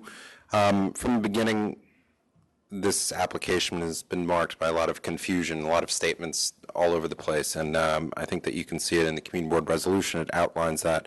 Great example of that is DJ. DJ, I think, in many respects, goes to method of operation of an establishment, and that's where the confusion has been. What is this place going to be? Is this a neighborhood restaurant? If you look at the menu, it's a very simple menu, or is this a destination location? One of the things that was not in our purview, but was of concern to us, is the regulations regarding tied house issues, and the fact that he's got a liquor license brand, Tipsy Girl. He, in the ALJ report, the 500-foot hearing on page 6, I believe, he states that he will not promote the Tipsy Girl brand, and that won't be a destination location. He's all over social media promoting Tipsy Girl on his Facebook page. He's got, just as an example, on September 9th. Difficult to not promote Tipsy Girl when you call the place? Case in point, so on 9/9 on their Facebook page, it says that Tipsy Girl wine's available at San Andrea Cafe, great Italian restaurant in Manhattan, Grazi, on September 8th. Thanks all who came to the Tipsy Girl event at No. 1 Hotel South Beach. It's a similar reference on September 2nd.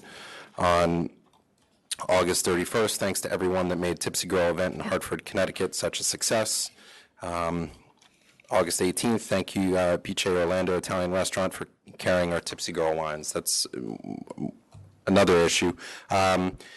It also references that there are no disciplinary matters against the principal.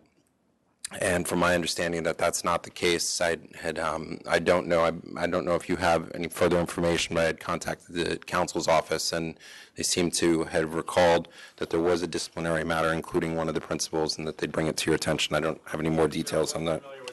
Okay. I don't believe a licensee. No, he was not the licensee. Involved in a disciplinary. We are aware of that, yes. Okay, and then one of the other main issues here is that the front facade of this location is accordion doors, which are across the front that were, Well, that's a question I have. You've been. yes. You bring up in your letter, why, if that, you're alleging it's illegally built there. Correct. Why has, and he leased the property or bought the property with that already in place? Sure. So one of the. Why hasn't DOB done anything about it? So I don't know. We don't go and make complaints. That's not necessarily something that we do. That's certainly something that we could do. You're telling me that the zoning of that area requires that they have an enclosed facade? That's correct. And one of the clauses in his lease, which he had provided a copy to us, it says the tenant shall be solely responsible for all permits, licenses, and any other state or municipal code requirements, obligations, and/or responsibilities. So that requirement, even though he may have leased the space, is still his obligation to operate the premises to code, from my understanding. If they remain closed, that would be an enclosed facade. You just wouldn't be allowed to open them. I think that complies with the spirit of the code, right? That's right. Right. That's exactly right. But that's certainly the closing of the facade. I think would address the issues. The facade was already there when he came.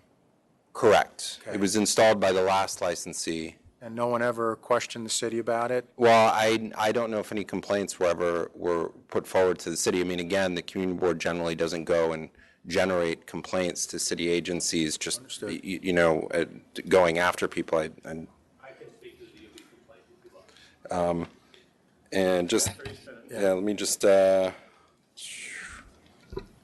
think that, one of the things that the Judge DeLugo also outlines is the difficulty that we had during these discussions and approaching us, and that seems to be not unique to us. I think the Community Board 4 had the same issues. We outlined that in our resolution. In fact, Community Board 4 did submit a recommendation to the to the Liquor Authority, recommending that the authority deny a separate application, which the applicant states they did not do, but they in fact did do. And there's also some articles, or a newspaper article in relation to that, discussing the method of operation, which is clearly very different than what we see here. And the applicant had stated that this was the same method of operation as what he had originally presented to Community Board 4. I think that often these things, and what the issues that the Community Board had is that these types of issues from the very beginning generally indicate that there are going to be problems going forward, and every time we turn around, there seems to be something new or something different, and we rely on people doing what they say they're going to do, and that's ultimately one of the reasons there was an uncomfortable. What's the number of full liquor licenses within 500 feet? Do you have that number? I have at the time of the... Not restaurant wine, full liquor. Yes, at the time of the application was made.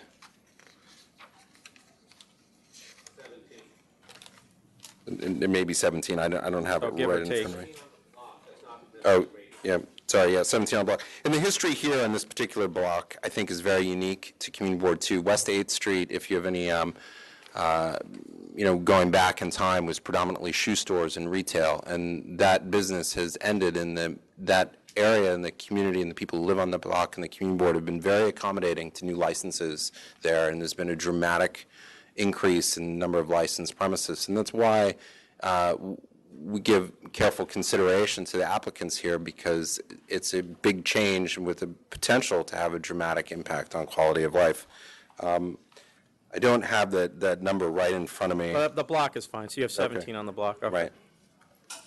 It's 18 licenses. All right, thank you. Can you just answer the DOB question? Yes, I can. So After the infill was put in, the Block Association and the Business Improvement District talked with the then operators. That operator and the subsequent operator agreed to keep those windows sealed and screwed shut in return for avoiding legal hassle, so no complaints and things were made at that time. Complaints have been made since we failed to come to terms with Mr. Yaramis, and So there is a pending complaint? there is a the DOB has been there to inspect that and also worked on interior without permits, but has not been able to gain access because the place has not been open, there's nobody there. They have issued a specific violation for the new awning that has been installed without permit. I can give you that number if you need it. No, that's fine. Thank you. Thank you. All right, Mr. Fogelman Whitling. There's been no violations issued from the Department of Buildings or the, Let me just say a couple of things, and then I'll turn it over to you. Okay. And there are no complaints. Seal and screw the doors. I'm a licensed contractor in New York. Okay, you'll say that. So is it in fact a violation? If they were to go out and inspect, and if it is inconsistent with the zoning regulations, Yeah. what he is saying is true, it possibly can be. All right. Okay, Mr. Fogelman. Before I turn the floor over to my client, who will address certain issues, I just want to clarify a couple of things. Number one, this is to be a 1,200 square foot restaurant, small menu. Number two, he's had other licenses. He's had a good history with other licenses. Number three. Where? Here in New York? He's had one in New York, and how many other in Connecticut also. It's on his personal questionnaire. Okay. Beach A on 54th between Madison and 54th Street. He's no longer on that license, but while he was on, is it even still open? Beach A closed its doors after 28 years and moved out of the city. So when he was on that license, there were no issues whatsoever. As far as there will, despite whatever might be on the website, I believe that website reference was old. Peter has said that there will be background music, there will not be a DJ, it's not going to be a destination location. And why name it Tipsy Girl? I'll let Peter answer that question for you.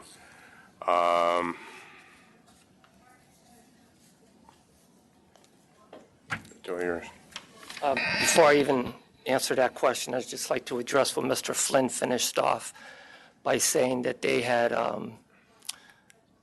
gotten permission to seal the doors and screw the doors shut.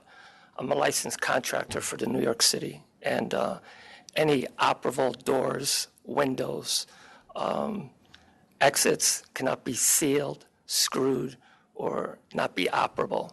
So that is false. That's the only thing you want to address about what he said? No, that was the last thing he said, and before I forget, I just wanted you to know that that's illegal in the city of New York to close a partition that's operable. But at a minimum, it's clear that they agreed not to open the windows, which from what I see, you have not agreed to that. Okay, so if we stay on this issue, my only issue was this.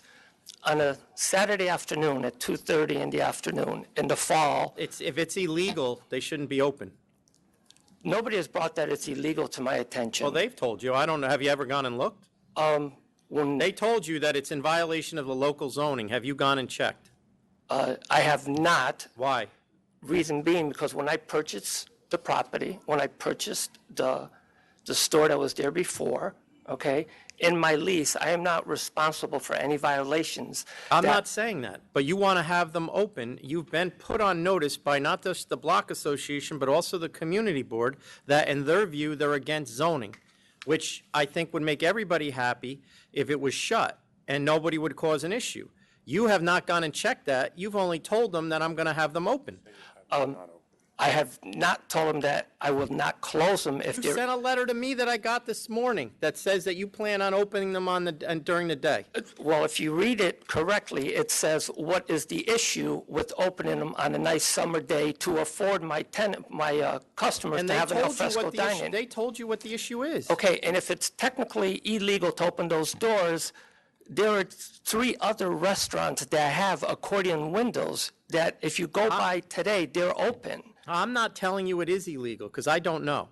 But what I do know is they told you they believe it is, and I know there's somewhere you can go and check. Okay. And you haven't done that. Well, my answer is I haven't done it because I haven't felt that it was really necessary right now to do it. If it's illegal, I'm not open up for business yet. I do not plan on doing anything that's illegal. So if it's illegal, I will keep them shut. My only question was, if there isn't a violation there, what is the harm in opening it at 2 o'clock in the afternoon? I didn't say I was going to open it late. But I think, and you heard them up here discussing it, and I think that, you're looking to open a place that, in my estimation, is probably the hardest neighborhood in the state to get a liquor license. And it's not because we're hard, it's because they're hard. And you, it would appear, based on what I'm reading, have not really engaged in the process as most people that want to get liquor licenses in that area do. I'm not a fan of the process myself, but it is the process, and it is the legal process that people are required to do. As Mr. Booth pointed out to you, and I agree with him, they do work with licensees and applicants. I've seen it. They put stipulations together. They try to make, particularly since you're going into a place that was licensed. They will work with you. They will work on stipulations. They just want to make sure that they have an exact idea of what your plan is and what you're going to do. And I agree with them. Right now, I don't know what you're going to do.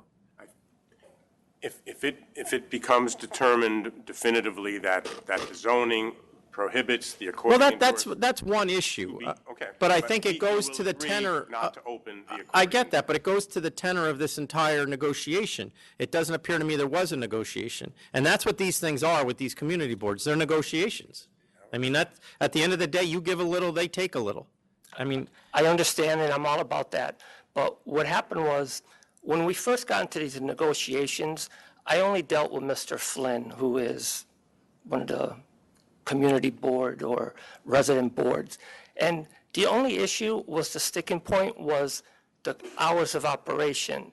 When we didn't become... And that is a big issue. When we didn't see eye to eye on this, then all of a sudden it became an axe to grind. And when I showed up at the community board, now I've been in front of community boards before, and I almost felt like I was just overwhelmed because I wasn't expecting this. I've never been to a community board where I had to go in front of Beachay or Alfredo 100.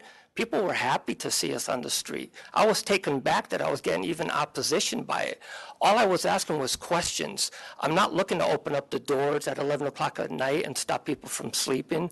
What is wrong with letting a little breeze in on 2 o'clock in the afternoon? There's This a is all level of well, I'm not going to get into this. But this is all I ask. So If you that don't was a understand problem- that, then you're behind the 8 ball already. But- I do understand, and what I'm saying is, if that's going to stop me from obtaining my New York City license, which No, I mean, it's one of the Then I would problems close. it's one of the problems that you have here, but there are significant problems. Your hours are a problem. Okay, I can't then- tell exactly what you're planning on doing as far as a business model. Why? And the first question I ask is, why is it called Tipsy Girl if you're not promoting either the Housewives of New York or the Tipsy Girl brand? I'd love to answer that. So at the very beginning, I have documentation here. This Tipsy Girl brand was started in 2014 and in 2015. I had every intention on opening up restaurants, making them franchise, and carrying on a liquor line called Tipsy Girl. When I hired Mr. Fogelman and we started going through these procedures, I was told about the Tide House law, which I did not know about it. I was not an attorney. Do you own part of Tipsy Girl? I own a section of Tipsy. So with the trademark of Tipsy Girl, there's different sections. The only Categories of trademark. Correct. If you want to sell it for T-shirts, you have to have one category. If you want to do sneakers, it's very entailed what a trademark is. I own the name Tipsy Girl, which I have since 2015, for a restaurant and hotel. That's it. Anything that has to do with liquor, beer, pre-made, has nothing to do with me. I don't own that. And I have my trademark certificate here that states that. So yes, my plans at the very beginning were, I did not know the law. And So why is it still called Tipsy Girl then if you're not going to promote the alcohol? That really is promoting the alcohol. Well, no, because I own the name as far as restaurants. Yeah, but you don't have any, do you? Restaurants? You don't have any restaurants named Tipsy Girl other than this one. This would be my first one, correct? So isn't the point to try to get the people that are drinking the alcohol come to your restaurant? No. Because Then it's why too call sim- it Tipsy Girl? For example, Serafina's has Serafina Prosecco and Rosé in their establishment, and their restaurant is called Serafina. I just didn't want another store opening up in Midtown called Tipsy Girl, because it's a popular name and it's on a Bravo show. So I was protecting my interest. I'm not trying to develop Do you a have liquor any line. connection to the Bravo show? Are you on it? I'm on the show, correct. So you intend on, should this be open, you intend on that being part of the show? On certain occasions? I don't know. I mean, they don't tell us whether they're going to come in and film the location. But you see then, that you were asked that question before. I'm not the first one to ask you that, am I? No, because at the very beginning. So you're telling me right now, as you stand here, that your intention is not to try to get them to do filming at least some portions of episodes in your... Correct, correct. At the very beginning, before I knew the Tide House or any other regulations, that was my intention. Since then, it has changed, correct. So if I told you, if I was to grant this license, that there can never be any filming in it, you would have no problem? I'd have no problem at all. I need like 5 minutes to talk to council. We'll be right back.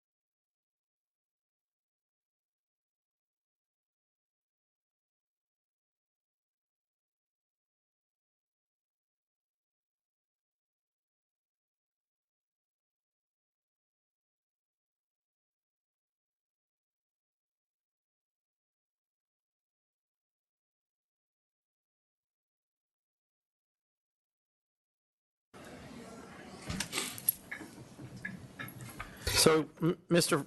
Fogelman, you're aware that the ALJ in the 500-foot hearing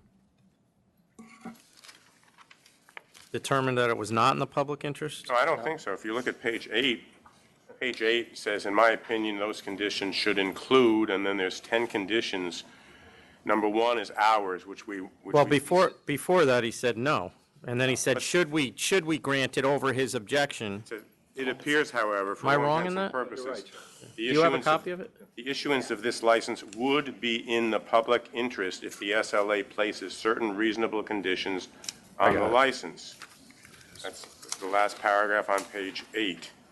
Do you have the 500-foot hearing? Yeah, it may not have copied well. It's right here. And then he says, I am mindful that each application is unique and that different neighborhoods within the community board's jurisdiction have different needs. Nonetheless, it is the opinion of this tribunal that in general, closing hours of neighborhood restaurants should be no later than 11. Mr. Fogelman, you're ignoring the paragraph above this. See, drives me insane. I'm going to be honest with you. Are you ignoring the paragraph right above that? We believe that the number, character, and class of the existing premises argue strongly that it would not be in the public interest to grant this application. Now, granted, he says if we go beyond that and decide in our estimation that it is in the public interest, then he says you should do these stipulations. So his personal opinion is it's not in the public interest. What page are you reading from, sir? I don't even know. Page 2. Oh, no, I'm sorry. I'm reading the 8th Street Block Association. Page I 8. apologize. You scared me because And I'm gonna- page and I'm 8 gonna- of 10. I'm going to yell at Mike when we are done here. So we don't have the minutes of the ALJ. It's not did print well. Okay. Yeah, but it's- I have the minutes of the ALJ. Can I see those? Yes, sir. But the thing is, that's not the application that was before the ALJ. The ALJ is making conditions to get to the threshold of making maybe in the public interest.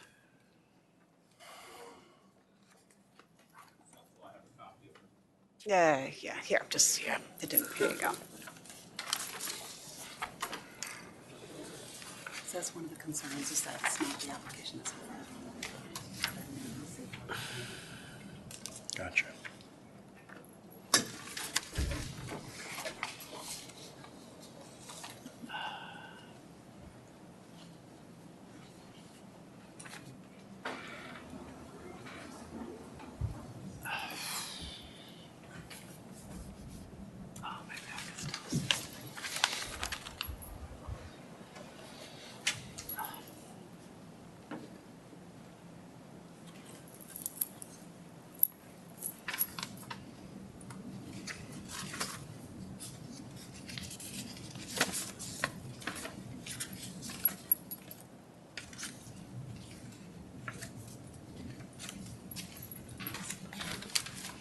So, can I hold on to this for a second? Because I have questions I want to ask you. Yeah. So all of these stipulations that are mentioned in here Yes. by the ALJ, They will agree to. but they didn't agree to them with them. I believe that the answer to that is because of the hours. It was a package deal, and I basically asked, and I got slammed for this. I just wanted to know, why is it that I'm the lucky guy, that I'm the special person who has to close early, when I have proof here of all my competitors around me closing at 3 a.m. and 4 a.m. and everybody else at 2 a.m. It'd be okay if I came into the neighborhood and they said, I'm not telling you that there aren't people that close that late, but I know that there are a number of restaurants that come in here from that area that agree to those closing hours. Okay, But now, those other people may have been open for 40 years, and know. they're not going to go and institute hours when there wasn't a problem in the neighborhood before, but there has since then become a problem. may I finish? Yep. So the ones that have been, it's a good point you brought up, but the ones that are my direct competitors, I've only been there 2 years. We have Analog, Whiskey Social, 8th Street Cellar. They're not long-standing restaurants or bars. And they're So very nearby on 8th Street. you can see them. 8th Street Wine Cellar, But they were there. 28 West 8th Okay, Street. but here's the problem. It's unfair and it's uncompetitive and it leaves me in a bad situation. I mean, obviously, Welcome to New York restaurant life. I've grew up in New York restaurant Well, then life. that's the way it is. They were there. I mean, the people you they've want only to deal been there- with, you weren't dealing with. They've only been there 2 years. It's okay if everybody has the same level of playing field, but it's public perception that's the worst. Because here's what happens. When people come onto that street and they see 4 establishments open after 2 a.m., 3 a.m., and my store is closed, public perception is they must not be doing well because everybody else is open and they're closed. Or they're out of business. Or they're out of business. This isn't a good level playing field for everybody. It's not fair. And I know life is not fair, but I wouldn't be doing my due diligence if I didn't bring up these questions and these concerns. I'm a My businessman. concern, the issue I'm having trouble with, and it hasn't really been solved for me, is why this place is in the public interest. And I'm still concerned about the name of it as well, because I don't think that you can just decide that you're going to carve off the name and say, all right, I have this name for restaurants and hotels, and the other corporation has it for liquor. Because at that point, if the other corporation is doing advertising, they're advertising in essence for you, and you're getting a service. And that's what the Tide House is all about. There's not a gift, you're not allowed to get a gift and service from a manufacturer and be a retailer. So, I mean, there's several issues here. That being a huge one, as well as the lack of public interest, given that it's a 500-foot case. And a lot of that has to do with the fact that you didn't enter into stipulations with, or it didn't appear that you even negotiated with the community board. And I also think that there is also problems with traffic because you're naming it Tipsy Girl because you want people to recognize it as associated with the Real Housewives of New York. And that's going to bring people into an area that will be coming for this location. Okay, this location has 75 seats. It's not like it's a 300-seat place where people are going to flock in groves. Also, you have Mr. Flynn here from the association. He has one letter from a person who made some comment which they made this. I'm more concerned about the community board than I am Mr. Flynn. You're not required to go talk to Mr. Flynn. Okay. You are required to deal with Mr. Booth. Then let me address the community board. So this street has had at least 6 restaurants that have gone out of business in the last 3 years. This street now is known as the massage capital of Manhattan. There is 11 massage. Look, he's laughing because he wishes that were true. It is true. There is 11 massage parlors between 5th You mean and illegal 6th. massage parlors or legitimate massage parlors? I don't know if they're legitimate or illegitimate because I don't go there. I'm still having trouble following your point, though. So my point is, the community board too has basically choked businesses from coming into that neighborhood, and have basically put them out of business because of their strict policy. It has nothing to do with the best interests of the residents. It has to do with the best interests of the community board. He does not have a list in front of him that says 300 people or 50 out of 100 people on that neighborhood are against this. He does not have that list. Under the law, he doesn't need it. And you can complain to your blue in the face about the community boards to me, but I have nothing to do with them. I'm not complaining about community board. Other than the fact that I have to listen to them to a certain extent. If you have complaints about the community board, I suggest you go to the borough president and the mayor's office, because I don't have any control. I realize that, but the community board might, correct me if I'm wrong, the community board is supposed to stand up for the community, what the community's needs are and what the best interest is for the community, correct? That's one of their obligations. So if Mr. Booth can show a document where it says that the majority of the people that live in that community are against me, then I will shut my mouth, I will pack up my But attorney. you're missing the point. He doesn't need to do that. He's appointed by the elected official from that area, and if the people don't like what the community boards are doing, they'll vote that guy out of office. Okay, but he'll be out of the community board. This just started a few months ago, but don't you think that if you were the head of the community board, you would come here with a list of everybody who does not want to? I don't want him to. And he doesn't. What if he has an axe? What if he has a personal axe to grind with myself, and the community board doesn't even care what happens over My there? experience with him is that he doesn't have personal access.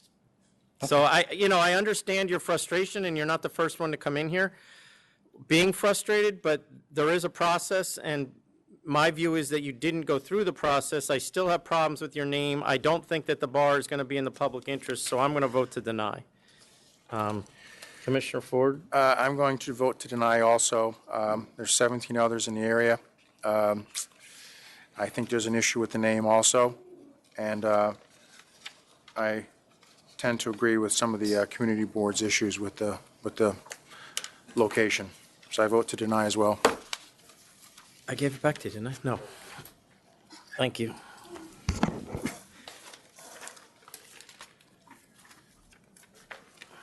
All right, the next item is 2100 Save More Deli Grocery Corp. You want to wait 5 minutes? Thank you. 2100. Good afternoon. I'm Stephen Edwards. I'm the attorney. 2100. For the deli in question. I'll accept. 10,000? Judge, Right. We asked for an opportunity to be heard in the hopes that you might lower the fine. We have no dispute with the finding of the violation, but we're hoping that the fine might be lowered. Well, I mean, They have it's three the prior fourth, violations. listen, it's the It is. fourth one, and I recognize that two of the first three were probably part of a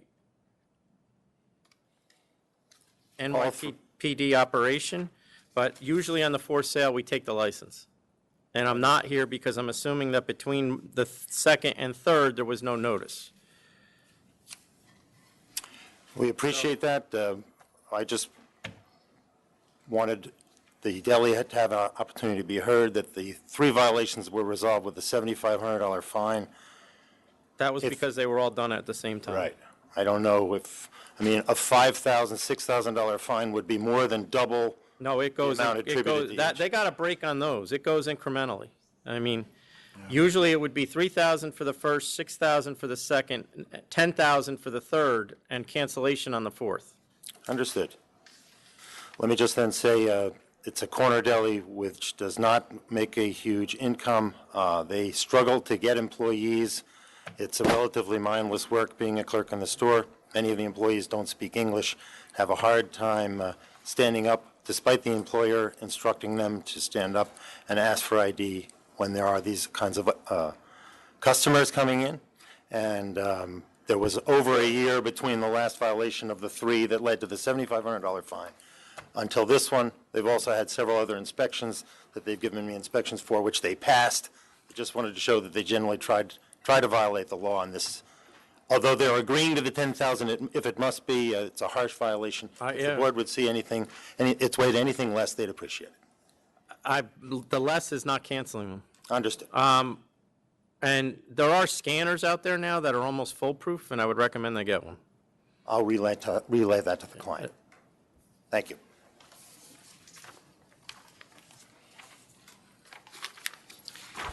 The next item is 2126. It's 3201 Tavern, Inc.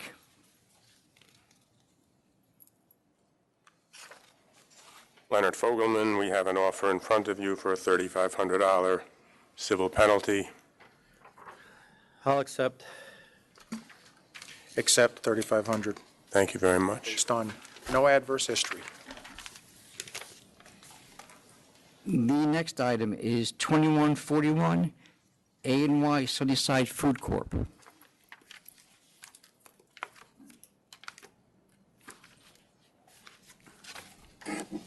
Good afternoon. My name is Benjamin Corngood. I'm the attorney for A&Y Sunnyside Food Corp. I have with me here today Yusuf Shahade, who is a principal of the applicant. This is an application for a grocery beer store. The reason this is before you today is that a license formerly held by Mr. Shahade was canceled by the full board in 2011. I just wanted to take this opportunity to explain some of the circumstances surrounding that cancellation. Mr. Shahade owned and operated the store in question, which was Joe and Mo Food Corp, for approximately 1.5 years. In 2009, he entered into a contract to sell the business to Happy Food Corp, and that contract was conditioned upon the buyer receiving their own temporary beer and wine license. And I've included in material submitted to you the page of the contract with that provision. At the closing, Mr. Shahade gave his license to Happy Food Corp. He assumed that it had been deposited for safekeeping at the SLA. Subsequent to that closing, the buyer defaulted on some of the notes that they owed to Mr. Shahade. At that point, he entered into a contract with a new party to buy the business, so the landlord agreed to give him the space back. He never resumed operating in the space. He just got the lease back and then immediately sold to a new third party. That new third party, New Stop and Go Corp., they applied for their own liquor license, and then I believe at that time, an investigator came in from the SLA, which is when Mr. Shahade became aware that his license was still in the premises. Subsequent to that, according to Mr. Shahade, all of the alcohol was removed from the premises. So they were selling beer? I believe up until that point they were, yes. Under his license? Under his license, unbeknownst to him, yeah. That was the first time he became aware that they were selling beer under his license.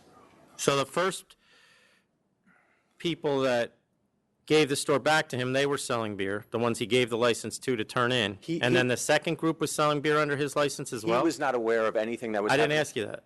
Were both people that he sold the store to selling beer? The first store, we're not sure. I would assume they were, but I don't know. Okay, go ahead. The license was subsequently canceled. Mr. Shahade did not appear at the cancellation hearing. As far as he knew, he was basically just helping this third party get their own license. He understands the severity of what happened. He understands that if he were to be granted a license in this case, that if he brought on any new partners, if he sold the business, he would need to surrender his license immediately. He's operated 3 other stores. As far as I know, there's been no adverse history at any of them. And this occurred back in 2011, so we ask that you approve this license. Who is Mr. Taya?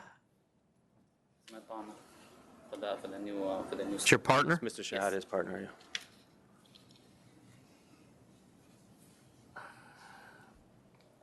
Why wasn't the information provided on his application that he had a previous license? He maintains he just forgot about it. What? He forgot to include it, that he had owned other licenses. I mean, a simple search of the SLA's website would have indicated that he was a licensee, so he certainly, he wasn't attempting to evade scrutiny of this license. He forgot that he was on 3 separate licenses. No, he forgot that, he disclosed all the other licenses. Oh, which one didn't he disclose? This was this one. Joe and Mo, Yes. which is the only one that was canceled. Yes. Not ironic. Can you tell me if there have been any other licenses granted in this area since 2011? In the area? Nearby to this address? All right, let's see what I can find.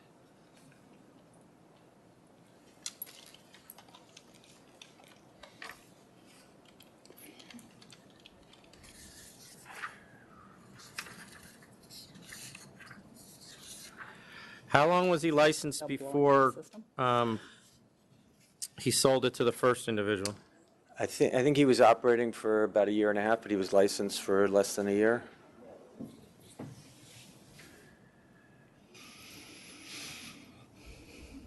And then prior to that, he was licensed in Brooklyn, Yes. and that was for about 2 years, 2.5 years? Correct.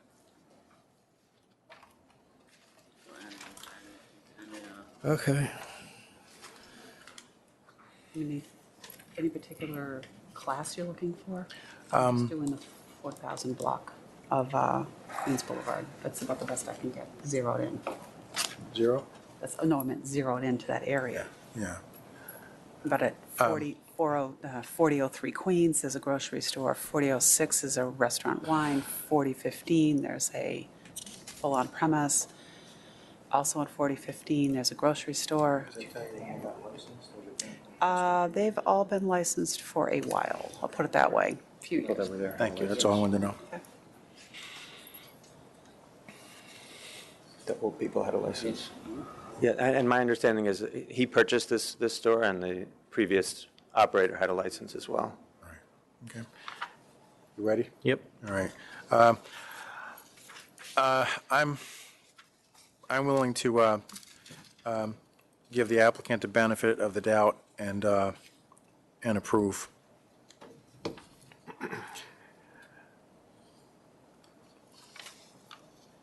I'm giving you the benefit of the doubt that it was an oversight, that nothing like that will happen again. Yeah, he understands the severity of what happened. I'll approve as well. Good luck. Thank you.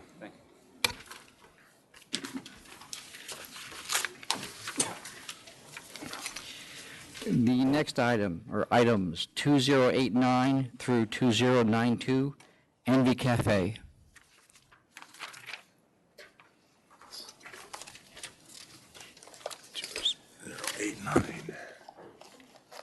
Good afternoon, Commissioner, Council, and Chairman. My name is Mark Weinstein, Counsel for Envy Cafe. And I have the corporate principal here, Kirk Das.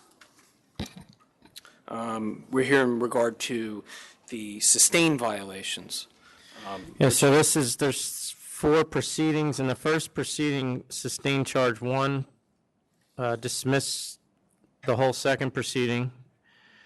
In the third proceeding, sustained charge 1, 2, and 3, and dismiss charge 4. And in the fourth proceeding, sustain 1, 2, and 3, and dismiss 4, 5, and 6. Yes. And I would say respectfully that in context, while I'm not here to minimize these violations, they are more of a ministerial nature rather than the actual use of the liquor license. For instance, there's no violation of underage drinking. There's no dispensation of alcohol to somebody visibly intoxicated. Thank heavens there's nobody drinking and driving. This is all of a ministerial nature that has been corrected and is correctable. Members, just to clear the agenda sheet on the record, their second adverse history, it indicates a $4750 civil penalty with $4,500 collected. The licensee at that time had offered $4750. The board had reduced it to $4,500. So it's not like they have a balance due. Okay, thank you. I was unaware of that. Even the fact finder during on the charges that were sustained had mentioned specifically the licensee's mitigation. For instance, the security company that is one of the violations because they weren't certified has since been terminated. We actually presented a contract with the security company. On one of the other violations. He has a new security company? Yes, he does. And who is it? American Fire and Security. So you went from a bar tavern to adult entertainment. Is that what happened initially? No, we were originally bar tavern, bikini bar. Right.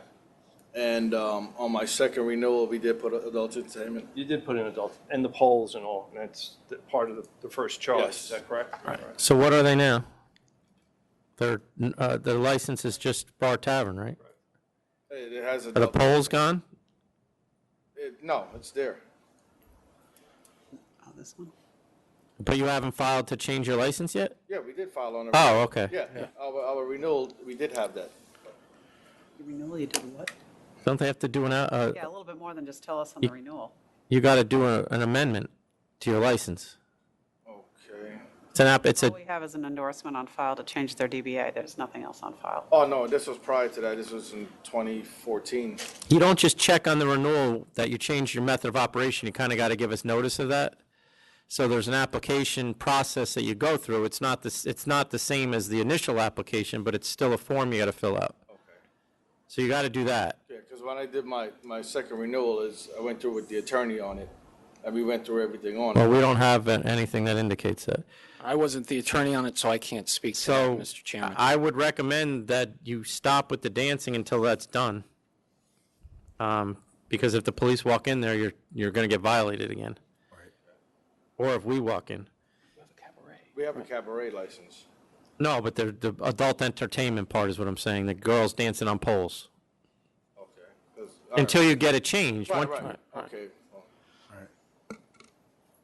So at the time of the inspection, there was no food on the premises. They said the kitchen was inoperable, the refrigerator was inoperable, and there was a safe inside the oven. Right, I did. I'm sorry. Yeah, I did admit to the freezer was broken for about a 1 week period till we got it repaired.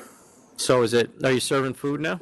Yes. And in fact, to quote the fact finder, by way of mitigations, licensee witness Das, which is the gentleman to my left, credibly testified that but for a short time, the licensee has always maintained an operative kitchen with the menu as submitted into the record. This was his second offense with not having food on the premises. Because if you look down to failure to conform for the adverse history, at the time of the inspection, there was no menu, the kitchen was closed, and the grill was rusty. So this is actually the second time. So they have it now? Yeah, we don't use the grill, we just use the fryers only. Okay. Yeah. It's a full setup kitchen, but we have a very small menu, just fryers we use. All right, 12,500. Thank you, Mr. Chairman. Right, he has to agree with me.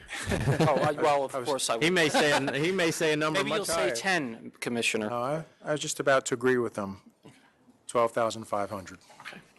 Will we get something in the mail or sent via email or? Yes. Yes, you will. Okay. Probably a couple weeks. Okay. Excuse me, you said there was a balance from the... No, there wasn't. No. Not that I saw. No, there isn't a balance. All right, that's what I want to clarify. All right, thank you. Thank you for your time. You should get going on that amendment, though, shouldn't you? All right, the next item is 2096 Westward Gallery and Cafe Incorporated.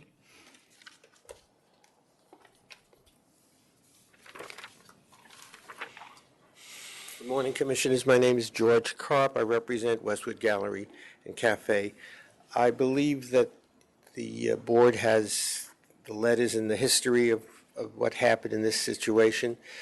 I'm primarily here I had made an offer of $1,000, but unfortunately it never had reached Ms. Chaplin, and I was in error in not appearing at the hearing for some reason. I just thought maybe that she had submitted the offer.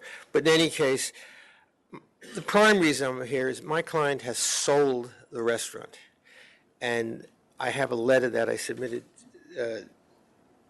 to the deputy today, Ms. Held, that indicates that the new owner has already filed or is presently filing this week an application for a temporary license. And I'm looking that whatever you decide, that it doesn't delay in any way their application for a temporary license. And I'm You make a just wondering decision, whether this you've can made be a decision. expedited You're not in going any to way. terminate the license. It's not a problem.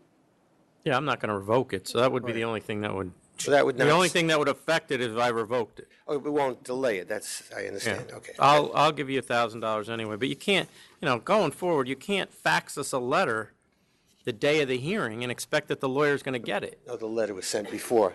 I didn't go to You have the it hearing. date, you have it dated on, you said you sent it, It was, I think oh, I- you faxed it on the 22nd, you're Yes, I right. did. Yep. But I wouldn't use fax at all. I don't know, we have email, we have all kinds of things. There is no email. You can't email to the counsel's office, Commissioner.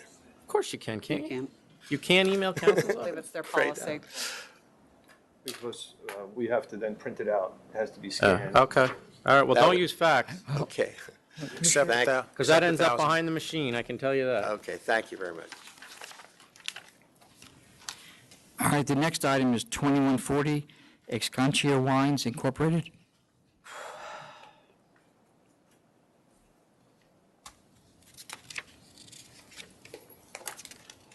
Good afternoon.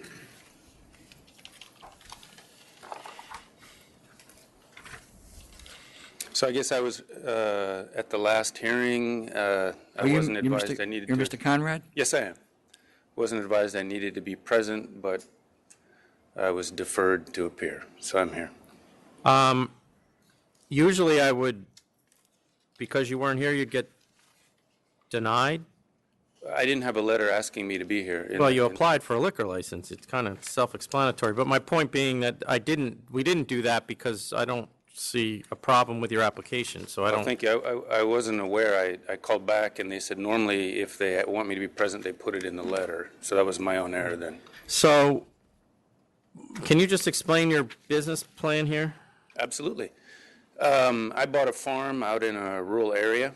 There are 3 or 4 local wine stores. The wine is below average, though there are many sort of wealthy members in the community. So I plan to sell higher-end wines, a few hours a day. It's not sort of a shop that you would have everybody walking in and out of on a daily basis, and that's the basic model. And how big is this store, square footage approximately? 1,300 square feet. And that's all going to be retail space? I don't think I need that much space, so I'm putting in a temporary wall, and the back will be for storage and packing, but, I mean, there'll be no other operation other than the wine in the... And what, were you a wholesaler before, is that? I had about 2 years ago, I sold out of a distributing license, wholesale and distribution. Okay. I'm fine with this. I'll approve. I'll approve as well. Looks like the other stores are doing okay. I'll approve. Thank you. Good luck. Appreciate it. All right, the next item is 2150 R&L South Bronx Liquor Incorporated.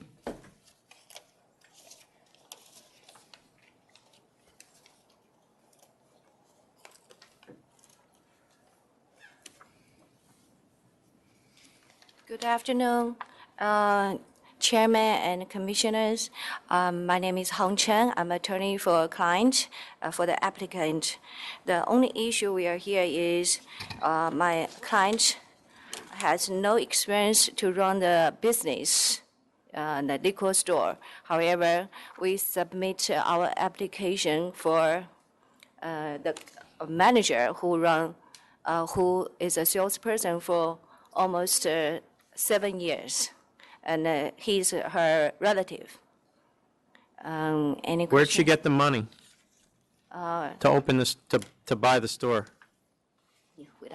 I got the money from my family members. They are really happy to lend to me because they really believe in that I can be really independent, because I used to help out family business at age of 16, and I try to not use any money from families, so I am really independent. So they were like really happy to lend all the monies to me. Do they own any liquor stores? They don't own liquor stores, but as what I say, my cousin here, he works in a liquor store for almost 7 years. So he was really happy to help me and manage the business with me. 230,000 they're giving Yeah. you? They must really believe in you. Yes, they do. How'd you find out about the liquor store? I found out liquor store with also my cousin helped me out too, because we are really into like opening our own business. It's not really like, it's like a chance for me. I didn't really like, Well, you live in Buffalo. You lived in Buffalo. for school, yeah. Oh, you were up there for school? Yeah. Okay, so you're from here originally? Yes, I was from Queens. Okay. What does your family do? What does your father do or your mother? Oh, they were divorced like when I was really young, so I live with my father, I live with my dad. He works in my family's business, so he's a chef.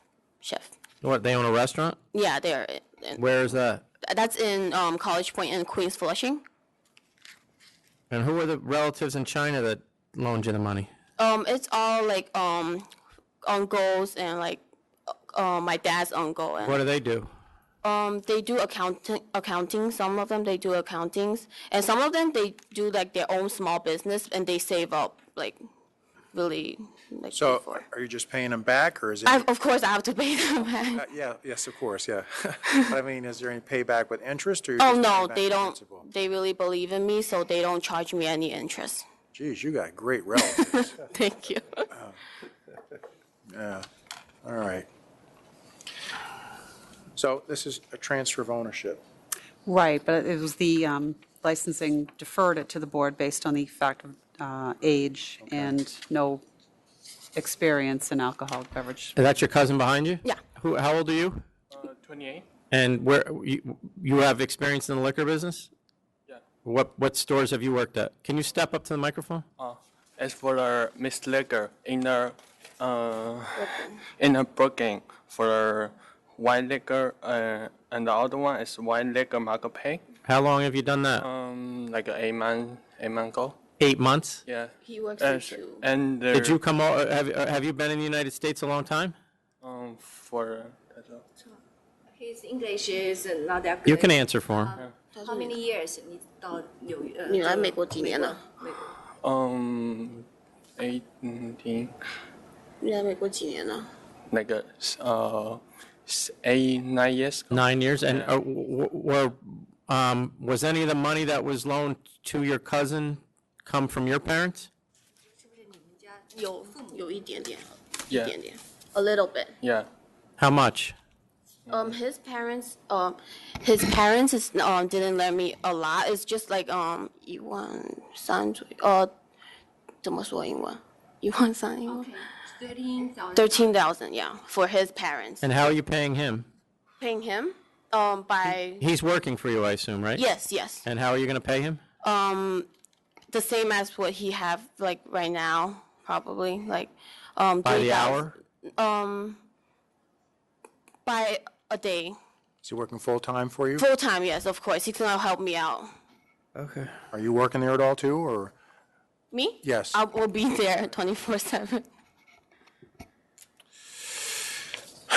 Well, you seem like a nice, enterprising young lady, and if you can get family to give you $230,000, I see no reason not to give you a shot at proving yourself. So I vote to approve.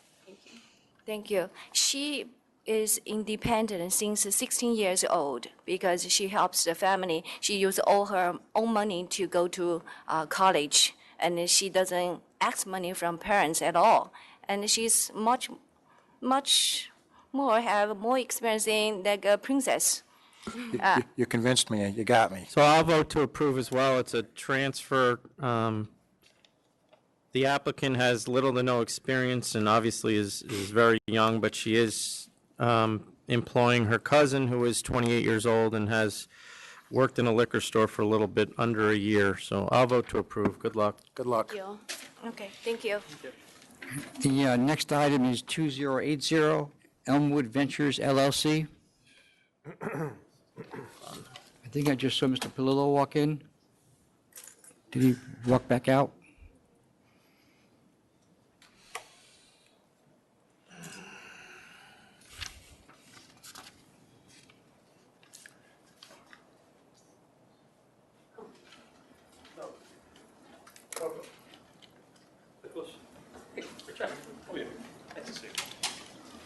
We're best buddies. Good afternoon. I apologize for the delay. I don't know if I delayed you or not. My name is Frank Palillo. This is Elmwood Ventures, application for an on-premises liquor license. Standing next to me are, please introduce yourselves. I'm the owner. My name is Stefan Stefanov. And I'm Director of Operation Nicholas Barthelemy. Can you talk into the microphone? Just louder. I didn't hear you. Director of Operation Nicholas Barthelemy.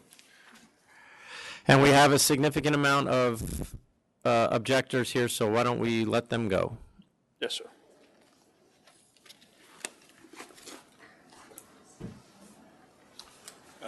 Thank you. I'm Jeff Ehrlich from Community Board 1. Thank you, Chairman Bradley, Commissioner Ford. Basically, this is a bad fit. In Community Board 1, we rarely oppose an application. This, by its self-identification, I don't know how much you want me to repeat what's been put in the record, but stop me, please. Okay. I don't hesitate to do that, so go ahead. I know.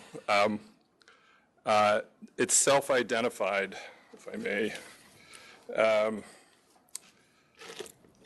by the Buddha Bar creator, Raymond Fasson, in a lawsuit. A restaurant and bar with a trance-like atmosphere of a club, which is created by, among other things, a specific layout and a particular type of music played by a live DJ. Goes on, it's a registered owner of trademarks, including restaurant, bar, and nightclub services. This is on either the narrowest or second narrowest street in Tribeca. It's a one-lane, there's a parking lane and one lane for traffic. The buildings are all, I believe, all 19th century brick and wood joist buildings. This particular location had a number of problems over the years. Let's see, Megu and Obeka Lee were both restaurants that were welcome to the neighborhood. It's a very large space. They couldn't make it as restaurants. They ended up doing promotions or clubs. We don't really know, but they ran into trouble. The noise on the street and through the buildings was fairly unbearable to the neighbors. There are a couple of articles from local papers that I submitted in the documents.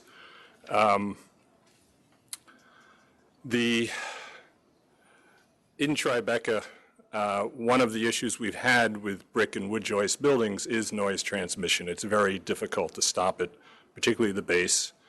And we know that on this street, it is a problem from this location. Let's see. It's also, as a narrow street, we found, the neighbors had said, and then we got a quote from one of the firemen at the Duane Street Firehouse. This street is used 3 or 4 times a day by fire trucks, fire vehicles, because it is the simplest street for them to get from east to west. In addition, we now have the 1 block north, the Worth Street water main project, which is projected to be 5 years. The Chambers Street project, which I live on, was projected to be 2 and ended up as 4.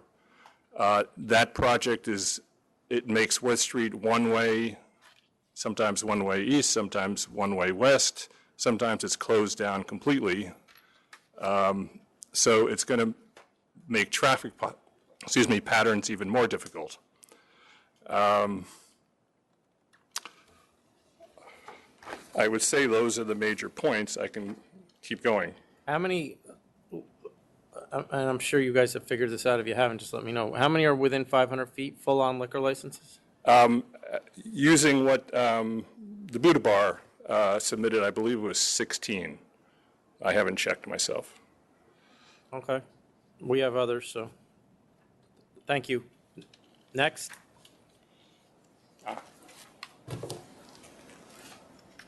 Guys, come on up if you're going to be an objector.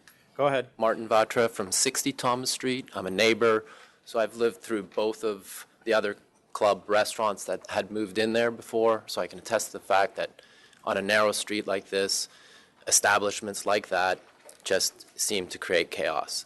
And it's a small street. People park on one side, so it's a one-lane street. What happens is somebody's dropping off, automatically somebody leans on the horn. Black cars pull up onto the sidewalk to wait for their clients and block the sidewalk on the north side. They can't do it on the south side because everybody parks there. I don't know if you know the history, but we have over 160 people signed a petition. There's outrage in the community, not just on the street. There was overwhelming representation at the CB meeting. The CB council unanimously said no. 3 of our public officials wrote special letters saying you should deny this. The 500-foot meeting, that person also said not to approve this.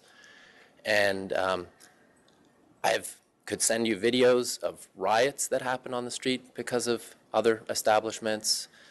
There's been public urination, vomiting, and everything that goes along with a large restaurant/club like this. Has the place always been to the best of your knowledge, the full 12,000 square feet? I've been in there a couple times, and I can't tell. I'm sure there's back of house. Usually in a restaurant, it's about 30% is a restaurant. Is the kitchen, but it's a very large space. And what has happened to the other people before is they can't make it, so they have private parties. Even the very high-end Japanese restaurant started moving out all their furniture with trucks, and at night bringing in private parties, getting special licenses. And we were happy to see Mego there, but it's such a large space and such a small street.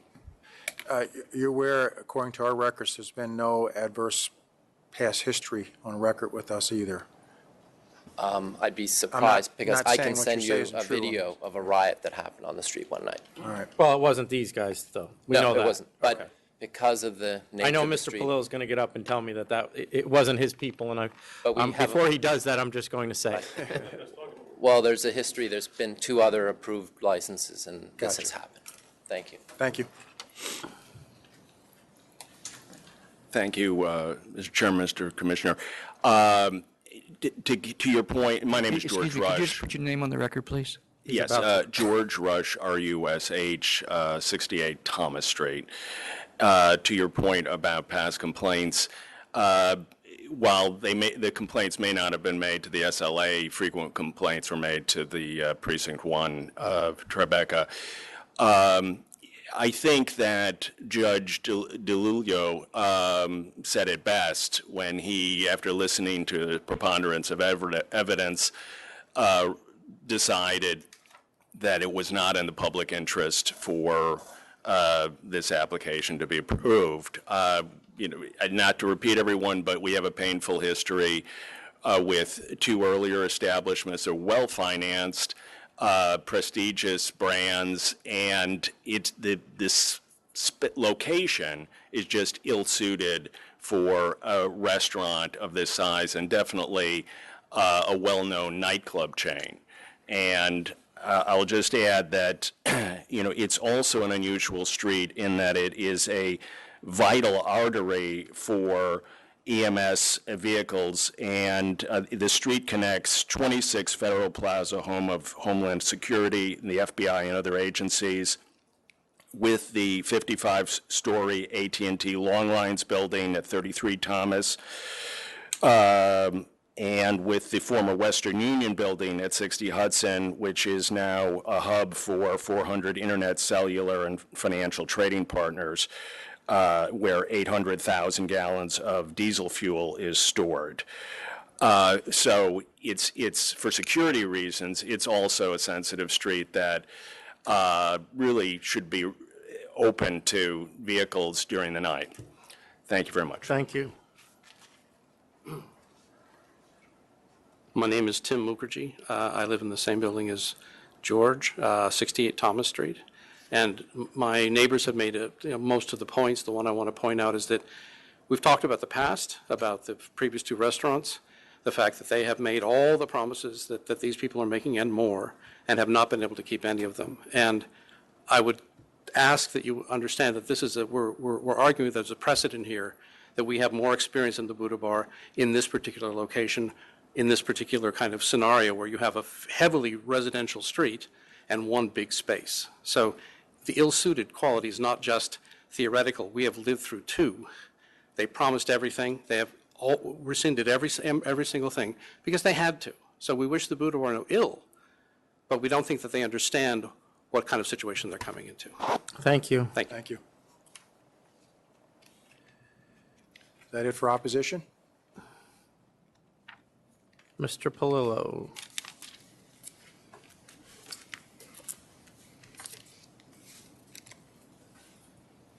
There's some people who'd like to speak on our behalf, if you don't. Okay.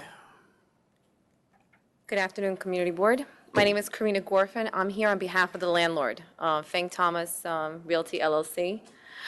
Mr. Feng purchased the property nearly 2 years ago in August of 2014 with the reliance of a long-term lease with a reputable tenant such as Magoo, with a license that has existed for nearly 10 years plus.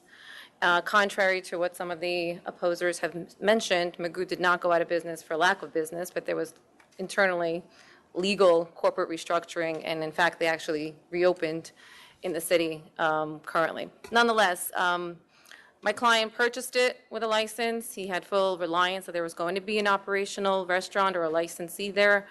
There's absolutely no reason why he sees that someone should object his right to use this space as he sees fit. The tenant is a reputable tenant that's investing a lot of money, that is complying with all of the community board's requests. And unfortunately, in the last 2 years, we have been unable to lease the space because of the complexity. It is a large space. We can't just get offices made, or we can't have just a typical business operating there because it is the landmark building, because of some of the restrictions. So, we're at a point where there's significant financial losses. and all he wants to do is to maintain and retain his economic gain to certain levels. And at this point, he's already taken on a tenant with significant losses, and he's asking the board to consider the fact that he's done nothing wrong. I think keeping the property vacant for such a long time, as it's been over 2 years now, with only devalues the property and the real estate in the area. I see it actually a benefit to improve it, so long as obviously the tenants comply with all the requests, and I think they're doing so. So we urge that they get approved, because I really don't want to see precedent set that if this tenant doesn't receive it, which we hope they are, going forward, it's only a continuing loss for my client. Thank you. Thank you so much.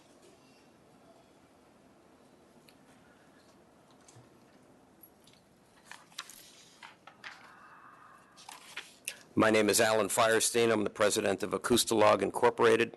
I did a sound test and evaluation in April of this space. I made a report, which I believe you have a copy of. I've had my business in Soho for 40 years. And for 40 years, I've been making recommendations for buildings such as this, cast iron buildings with brick and wood joists. This building, the space has been soundproof to a large degree, but it is not 100% soundproof. Nothing is. Therefore, I made recommendations in the report that have 5 distinct ways in which noise has to be controlled, and if controlled, will meet the legal limit and will not be a disturbance, an unreasonable noise disturbance to any of the residents in the building or in the buildings adjacent to 62 Thomas. The 5 recommendations in general were: no large speakers are going to be used. Presently, there are large speakers from the previous establishment hanging directly from the ceiling. Number 2, the speakers are presently rigidly mounted to the ceilings. My recommendation includes shock mounting them with springs. That will prevent any structure-borne vibration. Third, I recommend that no subwoofers be used. Presently, there may have been subwoofers, there's none presently, but no subwoofers should be used in the future establishment. Number 4, there's going to be a filter to reduce the level of bass sounds consistent with music for a restaurant. Fifth, there's going to be a limiter, which is the most important aspect of the sound system modifications, a limiter which presently does not exist in what is left of the sound system, and the limiter will limit the level to a decibel limit that will provide a comfortable at least 3 decibel, probably 6 decibel safety margin based on my initial recommendations. And I recommend that all of these recommendations be taken and checked with access to the apartments after the sound system is installed, locked, and prevented from being bypassed. That will prevent any noise from the establishment from producing any violation of the New York City Noise Code, Section 24231. Thank you. You're welcome. I'd like to add one thing to Mr. Firestein. Al was contacted by Megu towards the end of Megu's operation. Megu was looking to soundproof the premises. Al did a report for that location, which, if followed, would have rectified the problems. I don't believe they ever did what they were instructed to do. Just want to point that out.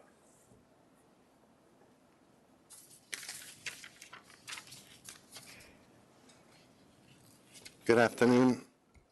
Excuse me. My name is Evan Lemonides, and we've prepared the traffic and transportation study for the proposed project.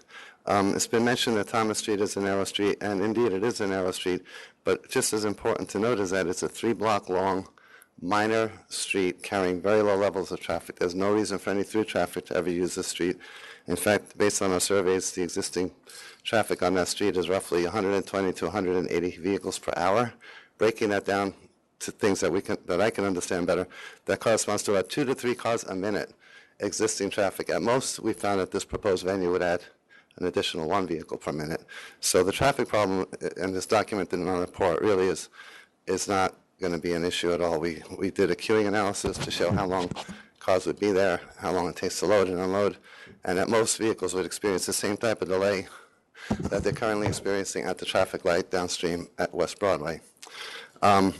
Another important point is that as people come out of this club, as people come out of the Buddha Bar restaurant, they're going to be heading either, most likely, most if not all, of the people will be heading to either Church Street or West Broadway to hail a cab. There are just not enough, or there may not be any cabs on Thomas Street. It's such a quiet street. So a lot of this traffic is going to be on the major routes. One is a truck route. They're both 3- and 4-lane roads, West Broadway and Church Street. Addressing the fire department and the 60 Hudson Street concerns, I mean, there's very little reason for a fire truck ever to be on Thomas Street. The fire department is located on Duane Street. They come out, they go down Broadway. If they're going to head back west, they'll take Duane Street. And if they're going up north, Were any there the night you were there? You were only there 2 days, right? I've been there. No, I had my office on 18 Harrison Street, which is just a few blocks south. I know that block. I've not once seen a fire vehicle on that street. And if for some reason a fire truck were heading up Church Street, which is the only way that they can approach Thomas Street, and perchance they needed to get further west, there's plenty of opportunities further north. If the driver sees that there's a traffic jam there, he's just going to continue straight. There's no reason why a fire truck would head into that street and block himself up with traffic. I've never seen it. We've been there a lot. We've never seen not one vehicle there. Hudson Street, again, I mean, if there's a national emergency, Hudson Street gets surrounded with generator trucks. They power that building up. The last thing people are going to be concerned about is people exiting a restaurant on Thomas Street. That's just kind of a silly thing to say. The applicant is taking proactive measures. He's put in a lobby with that holds 40 people, so if people are coming in or out, if they're waiting for an Uber car or a Lyft car, they can be in that lobby area waiting. He's hired people and made commitments to have people help him move traffic along inside and outside the building. And he's also agreed to host a bunch of traffic information services on wireless and the web presence to help people make smart decisions about getting to and from the venue. We really see no possibility of any kind of traffic congestion. It's documented in the report. I think I've hit the major concerns, and if you have any questions, I'm free. Thank you. Firefighter Thomas Spinard, I'm using a quote here. I thought there was a letter from him, but I see this as a quote from someone from him, so I don't have it directly attributed to him, but he says that they use that street 3 to 4 times a day and night. Never see a fire truck go down that road, that street? I've never seen one, and again, there's no reason, if you look at the map. But did you talk to them? It's obvious that somebody else did. I did. And what'd they tell you? I submitted an affirmation. I spoke to Battalion Chief Dave Sims, who said that conversation with Thomas Bernard never took place. Do we have My that? affirmations actually quotes I was on the telephone with him furiously taking notes. Battalion Chief Dave Sims says the conversation never took place. Okay. Okay. Go ahead. Are you the one who had the conversation with him? I did. No, somebody else is coming. I had the conversation with him. I was recorded. I can play you the recording. And we have a photograph of 3 fire trucks backed up on Thomas Street, which we presented as part of our evidence. Okay. I don't need the tape. Just want to point out, using the expression backed up, there's a photograph of a fire truck on Thomas Street, backed up. In addition to that, Chief Sims indicates that various neighbors have been coming to the firehouse regularly to get the FDNY to issue some sort of doomsday approach about this whole thing. If this restaurant comes in, the horrors that will come. He has told me, and it was on my affirmation as an attorney, that he's told every neighbor, that's not what we do. It's not what the FDNY does. I would agree with that. Are you? Oh, okay. Are we going to get to the method of operation at any point? Because I'm still working on that. Good afternoon. My name is Sal Tomasino. I'm a partner in All Season Protection, and we were hired to provide security services for our venue. Prior to signing on to provide security, I did check with the 1st Precinct to make sure it wasn't a trouble spot or a known issuance of summonses for disorderly, underage drinking, narcotics. My understanding was the previous tenants had a 4 a.m. license, which is nowhere near what our applicants is asking. I don't think that's accurate, is it? Yeah, they had a 4 a.m., yes. No, I don't think, I think it was Megu, right, was the former licensee? Yeah. 12 a.m., yeah. But whatever, go ahead. And their license was surrendered in good faith, we understand, so there weren't any felonies That's correct. taking place there. We will provide licensed guards, registered guards. In respect to the fire engines and fire personnel, we will have gentlemen working in the street with reflective vests to make sure there is absolutely no idling cars, taxis, no taxi stands, and we will also have fire guards and fire safety directors as required by law. And we're here to answer any other questions that might be security related. Well, okay, I'll ask the next people. Go ahead. Thank you.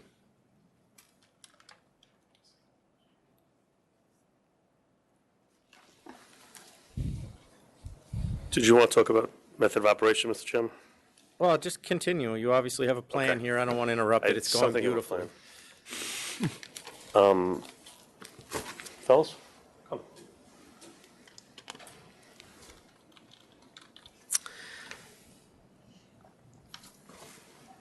Buddha Bar Restaurant is proposing a restaurant in a commercially zoned C6 2A commercial zone. Presently, the north side of Thomas Street has 7 residential buildings and 5 commercial uses. The entire north side is all commercial use. To call this a residential area is not accurate. It's zoned by the City of New York as a commercial area. The fact that there are 6,000 gallons of diesel fuel, let's talk about the prior history and the prior occupation. Previously, in the last 18 years, there have been 2 licenses at the location. The first was called Rebecca Lee. The second was called Megu. In the 16 years of license operation there, the State Liquor Authority has brought 1 disciplinary charge against Megu. The case went to hearing. Half of the charges were sustained and half were dismissed. Additionally, I researched the 311 records going back to 2010, which is as far as you can go, and it indicates that there was only 1 noise complaint at that location, and I'd be happy to hand this up. Over and over again, we keep hearing how bad the operation was. It's entirely possible that the residents were disturbed by a restaurant on their block, but 1 noise complaint since 2010. And if I could have gone further back, I would have liked to. Let's talk about the public interest, because we've been talking about everything else. So let's talk about the public interest. It's not a surprise that the neighbors are fond of a narrow street where they have no nighttime business whatsoever, but it's not. Public interest is not defined by what the immediate neighbors want. Public interest is defined by what's the best for the people of the city and state of New York. I submitted a public interest statement, and I would be happy to go through it if you like. Initially, we retained an accounting firm, Osno, which did very, very modest projections on using a very modest Buddha Bar restaurant concept. We discovered that our company will be spending over $560,000 to both the city and state government in the first year of operation. I don't want to break it to you, but that's not really public interest either. Well, everyone seems to. No one seems to know It's not. what I mean, it is. I'd love to delve into that, but it's the case law that indicates it's not really something I should be considering. Well, there's one case with one judge who took that position. I'm not sure that becomes the that's law. case law. I don't have anything else. I'm with you on that, but I still think that it's a public interest argument. I Certainly would rather talk about, and I used to be in this neighborhood a great deal because I worked in that neighborhood for 11 years, and I'm quite familiar with Megu. I don't see this, and I didn't, I recognize that there were no noise complaints, and as was pointed out, there's no adverse history there either. It may have became a problem to them, but we didn't hear about it. I see this as a lot louder establishment than Megu ever thought of being. Based on the other Buddha bars, which I'm sorry, you can sit there and try to distance yourself from them all you want, but at the end of the day, you're still a Buddha bar. Restaurant. Buddha Bar Restaurant. And you've been in here long enough while I've been here to know that when someone comes to me with this type of method of operation that has a history, not just in New York, but also worldwide, and they have a DJ, and they're trying to convince me that they're just going to be a restaurant, it's very hard for me to believe. I'm very surprised at that, to be honest. What is the difference? Particularly this size. What is the difference with a DJ if the music output is the same at the end of the day? Because how does the DJ make it any louder? Because it's not normal background music. Every indication, if you came in here and told me this was called Terranovas and said we're going to have background music, there wouldn't be an issue, and I'm sure there wouldn't be an issue with the community board. The biggest issue that has to be overcome here, and I don't know if it can be, is the fact that they're trying to affiliate themselves with a restaurant that their method of operation is loud, booming music. And you can just go onto the internet and see where they are in other parts of the world, plus the one that was shut down in New York. That was the MO. That was what was going on. Shut down? Or shut down or closed, whatever the case may be. Okay, again, in the meatpacking district. Buddha Bar restaurants around the world do not operate identically. I realize that, but the one that was in New York operated very similarly to the ones that operate in Europe. And I realize they closed it, or Buddha Bar sued them. Revoked the franchise. But he was part of it. No, he wasn't. He worked there. It was on his LinkedIn page. Wait a minute. Nicholas only opened the place. No, I'm pointing to the man on your right. Stefan's was never affiliated with that place. He was, so you were affiliated with it? For the first 6 months when it was launched. He went to every Buddha Bar. That's my point. It's the same method of operation. Maybe it got out of hand, but how do we know that's not going to happen here? Okay, no, you can't. Prior establishment may go, there were charges brought 8. One of the charges that was sustained is a noise nuisance rule. Oh, we do have a history with them then. Why wasn't that on the application? It's in my public interest statement. No, we didn't have it on our application. Because it was 2 licenses ago. Oh, okay. Wasn't it 2 licenses? 2010. Yeah. Whatever, there was a hit. So I there was noted a in my history. it was in my public interest statement. I mean, I tried the case with the Oh, we authority. should have known it too. Well, the bottom line is that Buddha Bar in meatpacking, everyone's saying how bad that place was and everything else. There's no disciplinary history at that location either. There's one charge brought by the authority for a trade name violation.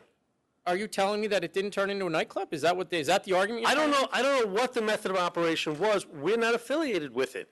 He goes to every Buddha Bar in North America and South America, opens them up, sets the staff, the trademarking, everything they have to do, and moves on to the next. He wasn't affiliated with the place for any period of time.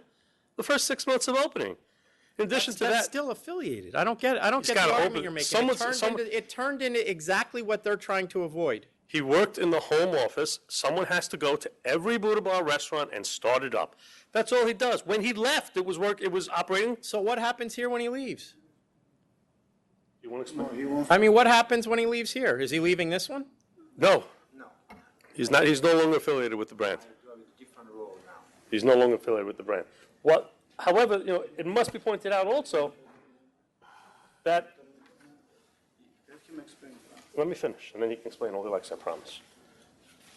That location, I also checked the 311 complaints. If we're going to talk about the meatpacking, going back to 2010, there's also one noise complaint. Loud music from a party. Listen, there is enough articles out there that show that place turned in, not to mention their lawsuit, that thing turned into a nightclub. But that's not where. Where do we put our belief? In newspapers or facts? Well, what about the Buddha Bar sued them? Do we put the belief in the judge's decisions that we have? Where they're talking about the fact that they were suing them because they weren't operating the way they were supposed to be? I'm sorry, isn't that a good thing? If they're not operating the way they're supposed to be. You're coming here telling me that this is not going to be like that other place. Well, that other place didn't open like it shut. It turned into something different, correct? I'm not familiar with it. Commissioner I Brady, don't think base my opinions on newspapers or. the big difference is the location in meatpacking. I think we had they had back then a liquor license, so they had the right to open and run their operation until 3 or 4 o'clock in the morning. We do not apply for those type of hour in this case. We are applying for 1 o'clock during the week and 2 o'clock in the morning during the weekend. It clearly shows that we want and only run a restaurant. We're not interested in the nightlife. We're not interested in those late hour business. But see, that's the problem. I have a decision here from the lawsuit, Supreme Court of the New York County, wherein the judge is describing what was conveyed to him about what Buddha Bar's method of operation is. And it says, Buddha Bar and Buddha Bar in connection with various goods and services, including restaurant, bar, and nightclub services. I mean, just because you're not calling yourself a club doesn't mean that that's not the way it's going to be viewed. No club in the city that are asking for a liquor license to be valid until 2 o'clock in the morning in a nightlife. And why do we need the DJ? Because why do we need a live DJ? Of the concept, sir. Our concept, we were the first brand in the world to bring a live DJ in a restaurant atmosphere. Why? Because he brings a show. The Buddha Bar, it's an experience. And I take it you've been to this neighborhood. I'm sorry, sir? You're familiar with this neighborhood. Of course, I live and you don't see that type of operation is not a fit for that neighborhood. Absolutely not. I think we are. What makes you what leads you to believe that the residents or that neighborhood is conducive to that type of operation? Because we are a high-end, sophisticated brand that our audience is somewhat wealthy people, and we think that is the perfect area to open a Buddha Bar. We are an expensive luxury brand, a great restaurant, and we are offering an experience. So to come back to having a DJ in our premise, again, we are going to have a limiter on our sound system. So whether or not it's a human being operating as a DJ or a playlist, as long as we're not going above that sound level, which we won't be able to due to our limiter on our system, I think the sound level is irrelevant. Having a DJ in our operation is relevant. It's part of our concept. We were the first one in the world 20 years ago to launch that idea. Now it's been replicated all around the world. Why? Because it brings a show. When you go to Buddha Bar, it's not only, you don't come to just get some food. You enter an experience. It's the music, it's the lighting, it's the food, Will it's it be everything dancing? else, sir. Will it be dancing? Absolutely not. Absolutely not. We don't even have a lounge area. We'll have an area when you can have drinks while you're waiting to get food and to get seated. But we are 100% a restaurant. And again, by closing our operation at 1 o'clock during the week and 2 o'clock in the morning, we cannot be seen as a late night place. Everybody knows in New York City, you go to a restaurant late, especially our clientele. We have an international clientele that comes from all around the world. People dine late in New York City, and people dine late in Europe. It's part of the culture. That's very true, but not in this neighborhood. This neighborhood is not a late night neighborhood. People will come to us. We are a brand. We're not proposing. That's what they we're don't not- want. but we're not Don't you proposing- get that? They we're don't not- want you to. They don't want people to come there. We're not They want proposing. It's not. That's my point. It's not a place for the people in the neighborhood. You're putting something right in the middle of this neighborhood that, one, they clearly don't want, and two, it's not for them.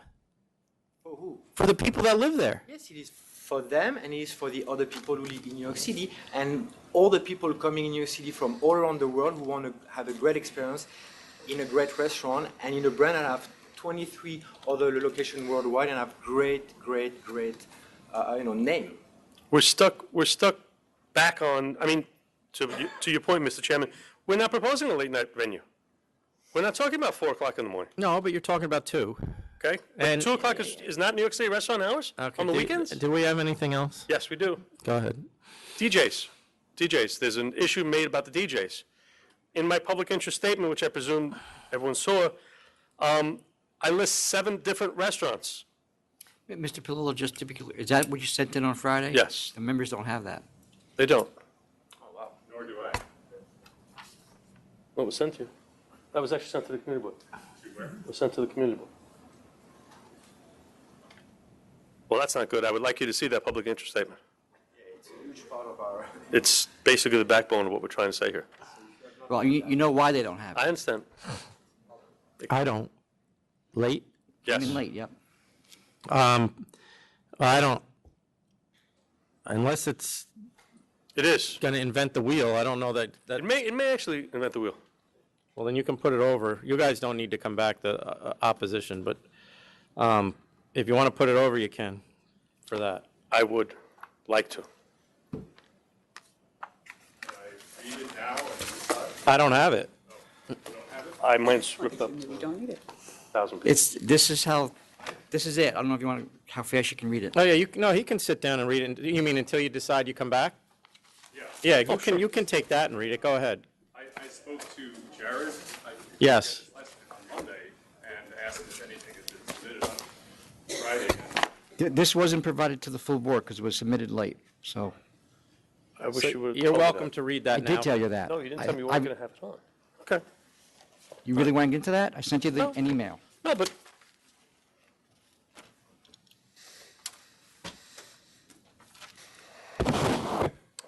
is that October? What? Yeah, I sent it to the community board office Friday afternoon. All right, well, then, Nick, you can put it over for 2 weeks. You're welcome to come back. Anybody's welcome to come back. You don't necessarily have to. Thank you for your time. Yep. And I will read that. Can we take a 5-minute break? Yeah. We're going to take a break.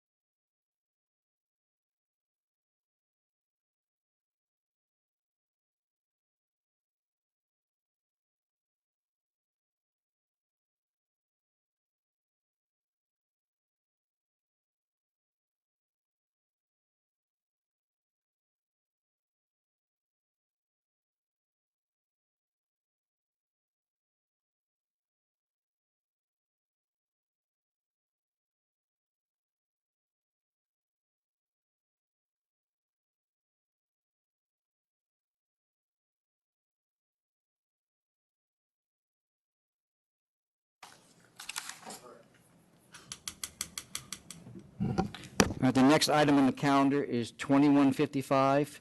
It's 51 Merchants LLC.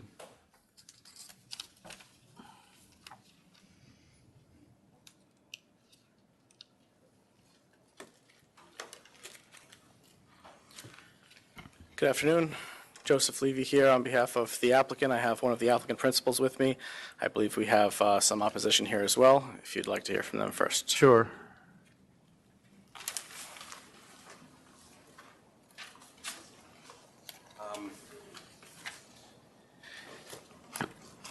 Say 21. This opposition here, because I can't speak to something that the board has not heard, that Community Board 2 has not heard. My name is Carter Booth. I'm from Community Board 2. We originally received notification of a change, an alteration in the premises. In June of 2015, they appeared before Community Board 2 in July of 2015. What we were presented with was an additional space that was not connected on the interior to the patron area. The new space was going to have a stand-up bar, 8 standees, 2 tables, and 4 seats. It was put in, the notification said they needed an additional area as a holding area, and we had provided a recommendation to the liquor authority because it appeared that it was just going to be a separate bar area, and therefore there would be 2 storefronts. Patrons wouldn't be able to move between the 2 spaces without coming outside. And subsequently, what's before you is an entirely different presentation, which has, I have not physically seen it, I believe that it's already been done, is adding just an additional dining area. I can't present a resolution on something that wasn't presented to us, and we actually had requested in July of 2015 that should there be any changes to this alteration application, that they come back before us and present them, so because if there was an opening in the wall, that, it's a fairly different application. So what we've seen is not. I see. Why would it be, to you, why would it be different? I would think it's more problematic without the opening in the wall. That's my point. But the thing is, we can't provide a recommendation on something that's not presented to us. Okay. And we asked that the applicant come back. They were on our community board agenda for 6 months in a row. Not 1 month, not 2 months, not 3 months, but 6 months. They asked to come back, and we were fine with putting them over to the next month, and then in the end, they decided not to come because they thought that we wouldn't be able to, or that we probably wouldn't change our position because of the issues we had, which I don't think is the case. But what was your position on the initial? On the initial, our position was to recommend denying the application because it basically creates an appearance of 2 separate bars under 1 license because there's no connection for patrons on the interior, which I think we had a case here not long ago with people mixing cocktails on the 2nd floor that you heard, which, that's a concern to us because basically a 2-for-1. But we haven't heard this application, and our last resolution that we had sent to you, we asked that you send the applicant back to the community board so we can give you a proper recommendation. I don't know if that's going to happen, but I get what you're saying. You had 7 stipulations. Okay. Is that it? Let me just take a look. Yeah, and so the new change, it's a dramatically different. We would not view this as the same alteration application if it were presented before us as the initial alteration application in July 2015, which is what the licensee is suggesting. We have no issues with the operator, with their premises, a highly regarded restaurant and highly regarded chef. So I'd just make a distinction in this, that this is more in regards to the procedural circumstances. Thank you.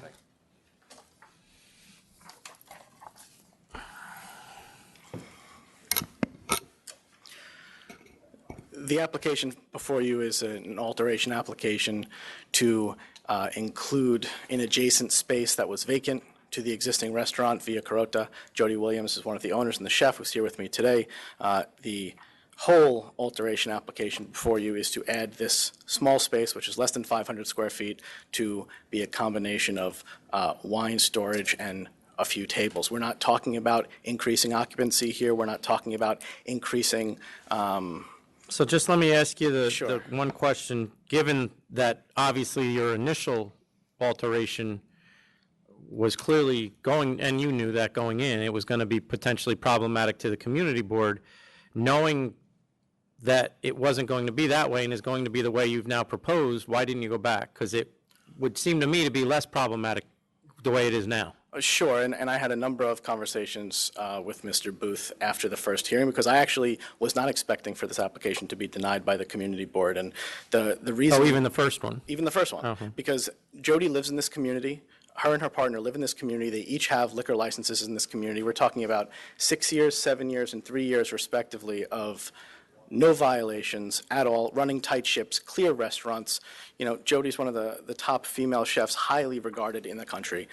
She has cookbooks out. She's opening places all over the world. She's super talented.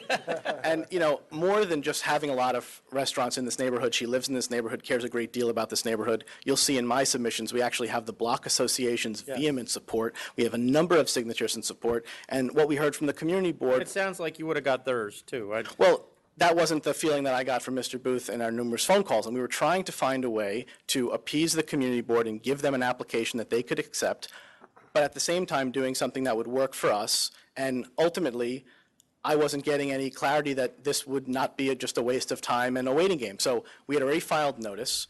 So it was, in my opinion, appropriate to file with the Liquor Authority, as we're entitled to do, after the 30 days passes. And you'll see that the issues that were stated by the community board, many of them are absent in the application before you. We are simply looking to take our dining room, move the tables and chairs out a little bit to give people some more space, not amend the method of Oh, operation. so your numbers aren't even going to be different? Oh, no. Okay. We're talking about just moving around tables and Okay. chairs. All right. So this should have no adverse effect on the community And the whatsoever. stipulations are all going to be the same? No, the only Hours ones are that the same? exist, absolutely. Everything Okay. is exactly the same. All right, I'll vote to approve. Oh, yeah, go ahead. Here, so in our July 2015 resolution, it says if patron access to the new space were through the existing restaurant by opening a wall or additional interior door, not through a separate door with no interior passage for patrons, and if there were some material change in the application, CB2 would like to weigh in with a new recommendation on the alteration application, but CB2 was told this was not a possibility. In the second notice that we received in March 2016, it says, to just quote one sentence, the method of operations for the proposed altered space has been amended from the prior alteration notification. I mean, that's the fact that we wouldn't have a different view is clearly not the case. What I had said to Mr. Levy was that in polling some of the members of the committee, they would prefer that the applicant actually appear in front of the committee, because when there are material changes to something that's presented to us, we would like to hear from the actual operator. I know, but That this was is, and I understand the community board's point, and you're consistent in things, and you try to be as consistent as you can, but this was a situation where the initial alteration that they presented, as I said, to me, I can understand it being problematic to you and may have been to me. But now, the way they've done it, and especially since they're not adding any seats or tables based on, and you can see that from the diagram, I would think that there wouldn't be a need to talk to them. But that's just my view. But I mean, I understand that, but the circumstance here is that we asked them to come. Well, they don't have to come because you asked. That's true, but, you know, part of being a good operator is coming, and get it. and that's something that the back and forth of what Hopefully we you guys had can mend those discussed.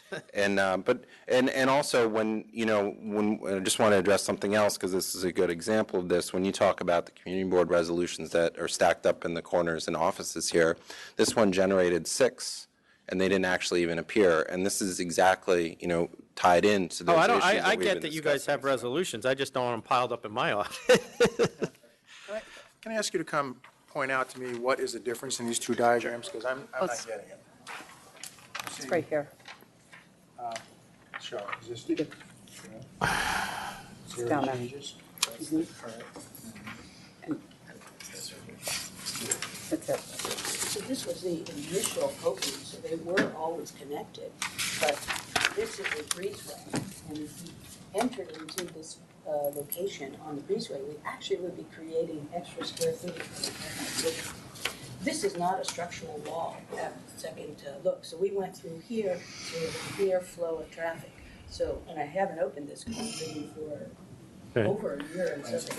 Yes, but It's this. This is the 36, and this is all done legal, everything, architect. So we have this come in here, this door could be open, it could be closed, and it's because. All right, thank you. We need updated, you know you have to send them anyway, right? Can I speak?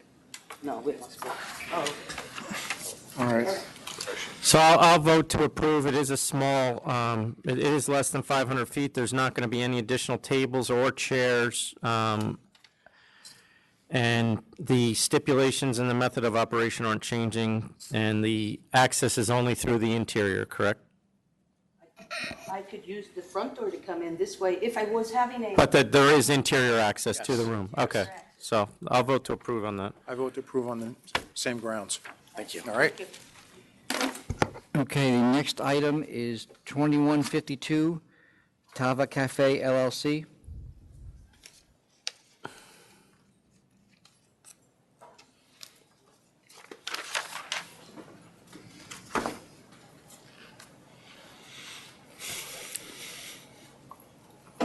Good afternoon, Timothy Allenwick for the applicant I licensee. think we have, Carter, are you on this one too, or no?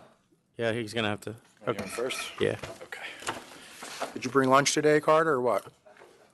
Fortunately, this is the last one. Obviously. I meant for us. So, I'm up here, Carter Booth for Community Board 2. Community Board recommendation was not to approve this upgrade request. There's I think when you go over the materials, there's a little bit of confusion, as far as the front facade on this space. The confusion, I have I'm just going to circle in here, a picture from August 2013 that I just took from Google Street View, which shows the pre-existing condition before the came in. And you can see on there You're there's talking about the windows. Right, that there's a circled area, and that's what existed before. So when the conversation, when the applicant originally appeared, oftentimes it's confusion, what's there, what's not. And the facade, I believe that at the time that people thought that was the facade that were being discussed, and it's very different from having the doors that go down, extend down to the floor than what you have windows. And then there's also an addition of a sidewalk cafe, and there's not enough room here for a service aisle, which is required under regulations outside of where the tables and chairs would be, in that the new facade that was installed, the service has to actually be through the doors, which you need to move patron chairs on the inside to open and close. And so this is where these issues came up, and also Can I because see that picture again? I don't know if I'm following that.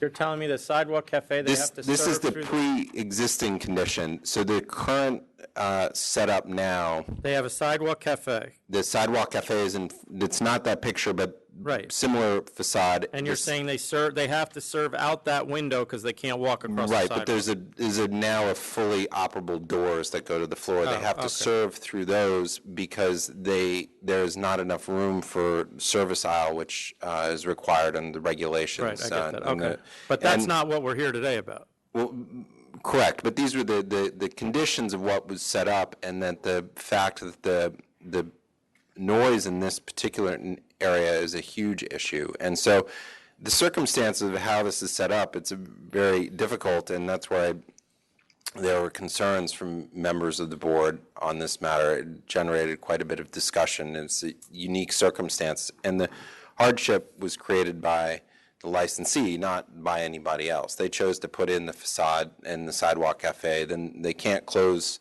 the doors without moving people who are sitting down, and so the notice. The doors close at 9 p.m. every night. Right. Well, that's And the actually sidewalk shuts down too, or no? That's because it can no longer be serviced when the doors are closed. So it's a complicated situation. So what had happened is it had been observed by a number of different people that they're operating past 9 p.m. And the circumstance of closing down the sidewalk cafe requires a pretty significant disruption within the establishment, and the fact that they were not seemingly fully complying all the time raised great concern to members of the committee, and also in particular because noise is an issue here. And so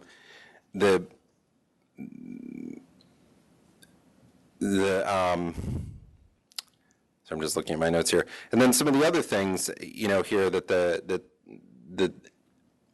the applicant had put out when they first received their restaurant wine license, all kinds of large, put out some large candles that were in the front doorway that they were lighting. They were put candles around a tree that was in front. They were wrapping Christmas tree lights around it. And these were issues that were brought to their attention early on. They subsequently removed them later on, but this was trying to give some of the feeling around this and why this is a little bit different than most of what the things we hear. So the conditions seemed to be a problem. The fact that the doors and windows were open. And then on top of that, there are quite a significant number of licensed premises in this area. There are 23. And those were really the issues, is that these are narrow residential streets and it's the impact of noise. And we have seen in this particular area that even in earlier hours, premises that have full liquor licenses tend to be very loud and generate complaints. And, and it's a difficult situation because here they're saying, well, the way we exist, we don't have complaints, but I'm not sure, we don't see restaurant wine licenses as a stepping stone to a full liquor license, and just because you operate a restaurant wine license well, that in and of itself lends itself to upgrading the license. And that's There's no reason why it shouldn't be either, though. Right, but that's right. And clearly that's a long discussion. I just bring that up as a point. And one of the reasons when they appeared before us, that they had said that they wanted to add liquor was to enhance the dining experience. And that's very subjective. But I think that people felt that wasn't enough to rise to the occasion. So, clearly this is, I think, a more difficult one. You look at the different matters. If you look at the issues is sort of the point-by-point rebuttal that we have from the applicant's attorney, it creates a very different picture because it's really looking at some of the nuanced details when the overall position of members of the board was that they felt that this didn't rise to the requirements of having a full liquor license. So. Okay. And just, you're aware that we don't have any complaints about, I realize there are allegations that they didn't shut their doors, but we haven't heard that. That's right. And as I said before, we're not really actively in the role of funneling all kinds of complaints to all different agencies. And, that's Well, that would be something, you do funnel them to us periodically, and that. No, that's true. I mean, and generally, as we've been advised, if we send an inspector on any given time, if you say this is happening, it should be happening. And as you know, that's very difficult to do. No, but we'll go so back. we We'll go back judiciously more try to, when you're using your resources, we try not to. Okay. To do it in Thank you. situations where it's random. Could I see the photograph that was presented? Photograph? He has it.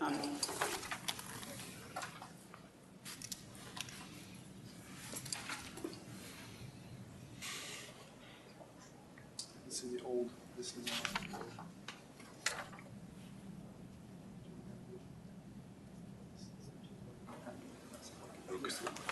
Right.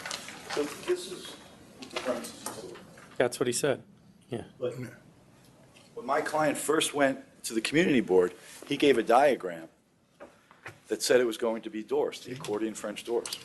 I think And more. it became such an issue that they came up with a stip that those doors had to be closed at 9 p.m.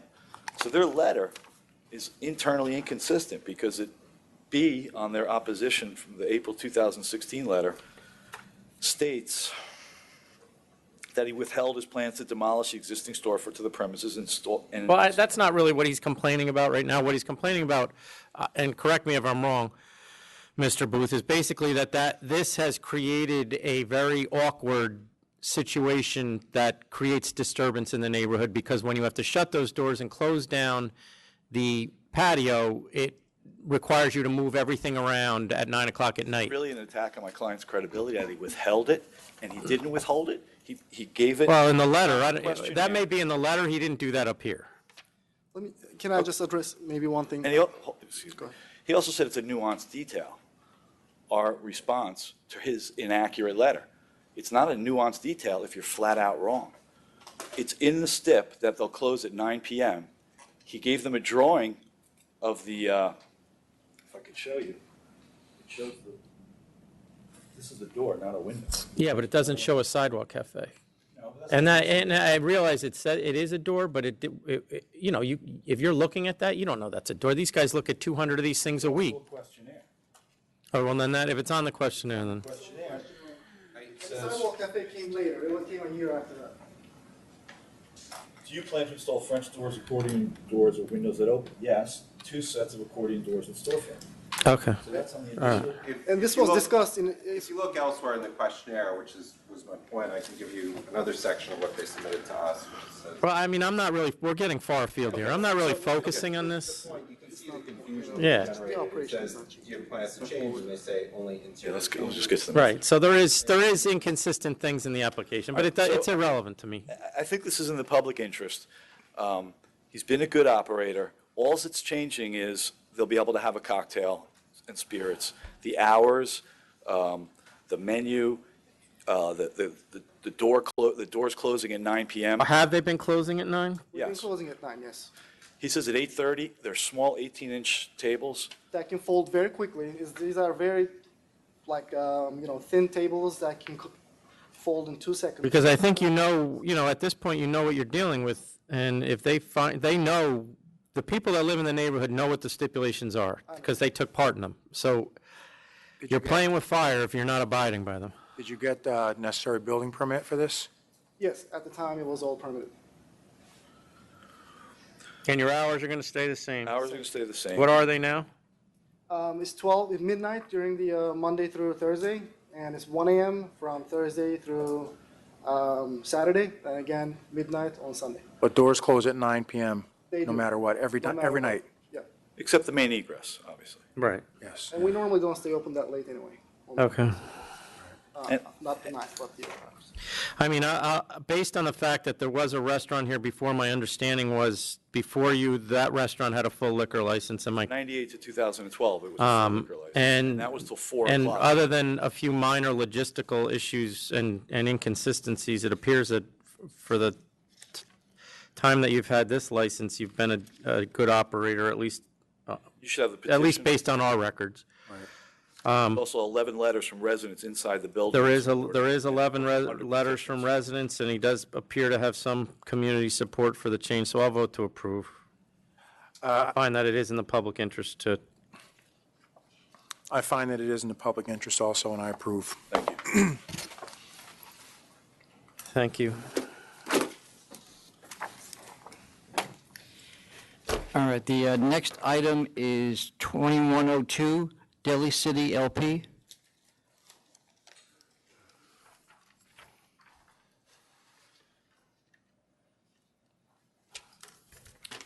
Do you have this as a default? No, we have an offer, don't we? You have an Offer offer. cancellation and bond. Yeah. Not Delhi by you. City LP It wasn't is- from you. It's not your, yeah. Okay. Was it after my appearance? Robert Romano. Ah, I see what happened. So I put in a letter September 16th, pleading not guilty, asking for the bill of particulars. I spoke to Mr. Romano. His letter is before This was that. September 6th. He already submitted no contest, conditional no contest plea. I wish to withdraw that. Who's representing the I guy? represent him. Do we have an appearance for him? I faxed in a letter on September 16th, a week before the pleading was There's due. nothing in the record after September 7th. All right, well, Maybe it was set up. well, write one up now, please, and put this over. To what, council's office? You got it back. Well, But do you have- is that the letter right there? Is that a copy of the letter? Back to So just council? return to council, is that, Commissioner Ford, you're okay with that? Back to council, yes. Aaron, here, you can take that. That into the appropriation.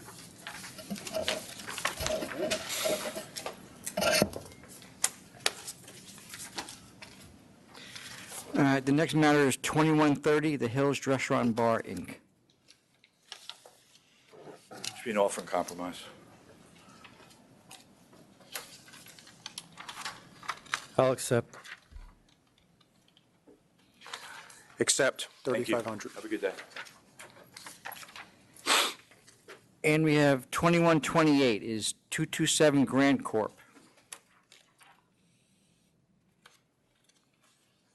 Frank Pillow, again, offering compromise of trade name. I accept. 1,500. 1,500, accept. Thank you. And 2084 Lucky 7 Restaurant and Bar, LLC. This is a default. Apparently, the client forwarded me the notice of appearance, but had the wrong email address, and I didn't get it until after the date. I did put an answer in since then, so there is an answer on file with request of BP. When did you put the answer? I don't have the exact date in front of me. Admittedly, it was after the hearing I date. know that, but long after, or? 10 days to 2 weeks, I'm going to say. All right, send it back to counsel's office. Thank you. Back to council. It's not scanned in. You sure they got it? Or they have it? Oh, I'll send it again. Don't email it. That's the first I've heard that. Ancient. That's, yeah, That's got to change. that's ancient. Are you hearing something?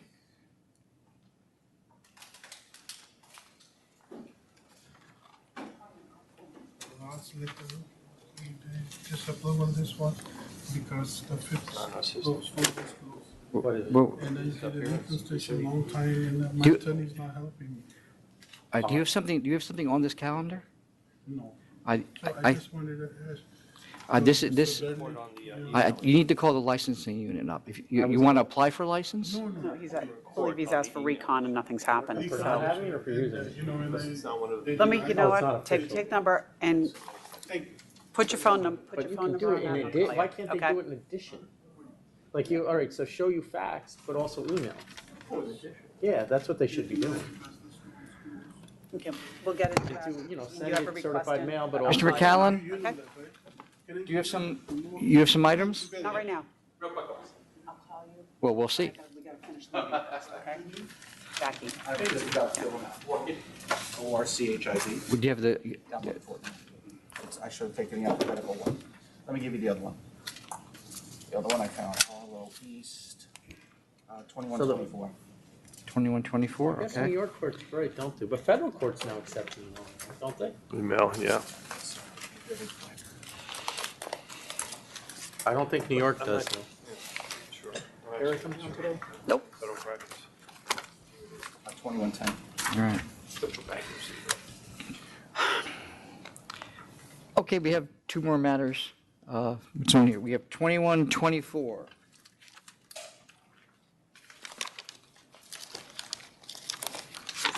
I got that marked to be adjourned, isn't it? We have This is adjourned. we got a request for an adjournment on this. On Harlow East? Yes, from Terry Flynn. That son of a, no. Oh, go ahead, you can say it, go ahead. No, I'm here on behalf of the landlord. All right, the landlord evicted the tenants. This is a default. I'm here on behalf of the landlord. I don't have the case with me, though, because we got the I know, the adjournment, request for and I adjournment. dropped it in my office, so. All right. What are you, It's a default. It's a default, and I represent the landlord, and the licensee is the tenant, and there's a bankruptcy proceeding coming up with a leasehold is to be auctioned off 10/7. so you're evicting them? Yep, they were in the process of, and then they tried to thwart the eviction through a bankruptcy, and now it's in the bankruptcy court in addition with the leasehold up for auction on 10/7. And Terry Flynn asked for the adjournment? Yes. Oh, yeah, we got to put it over. That's fine. I mean, I'll let them know. Thanks. Okay. Oh, you got another one? I got one. Next one is 2110. Conditional no contest plea, a couple miscellaneous violations. They've been remedied, and this is the suggested offer. through the council's I'll office. agree. 3,500, right? Correct. Okay. 3,500. Thank you, Commissioner Ford. Chairman Bradley, all else, thank you very much. Yeah. So this one's over to 1011, That's as far as appearances. You want to start going through the others? Yeah.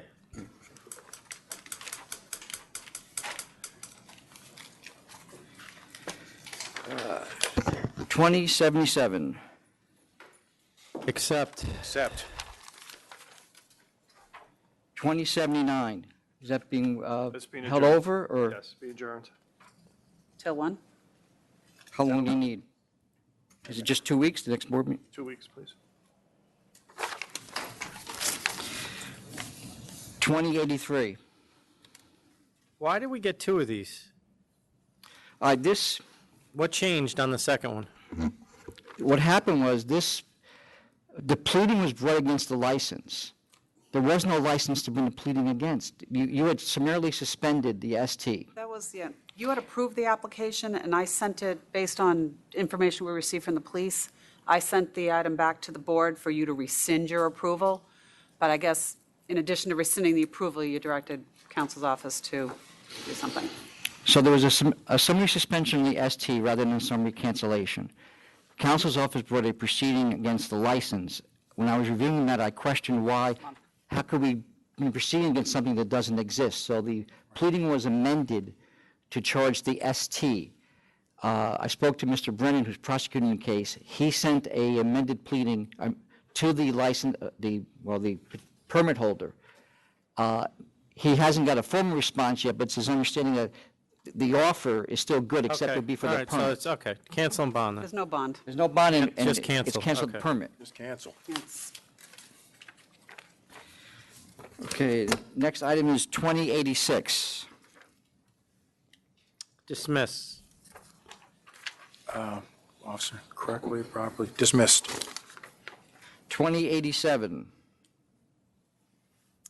Sustain 1, sustain 2, dismiss 3, and dismiss 4, $250. Because Sustain, they 1, did have 2, signs. dismiss 3 and 4, $250. 2088. 3,500, sustain 1. 3,500, sustain 1. 2093. I'll accept. Accept. 2094 has been adjourned. 2095. Cancel and bond. Cancel and bond. 2098. Letter of warning. Exactly what I wrote, letter of warning. 2099. I'll accept 1,500 only because of the letter.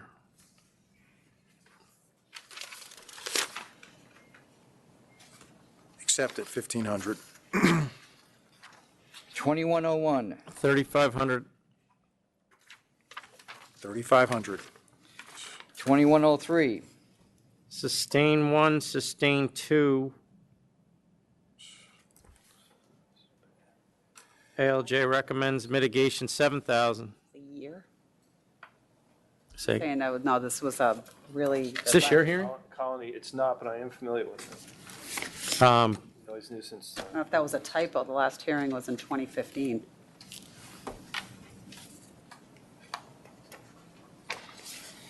I'll go 9,000 then. 9,000, sustain 1 and 2. 2104.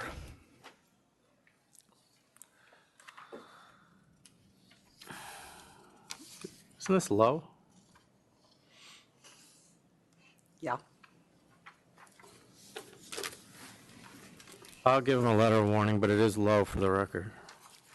Letter of warning. 2105 through 2107. Sustain 1 in the first proceeding, sustain 1, 2, and 3 in the second proceeding, sustain 1 in the third proceeding, 10,000.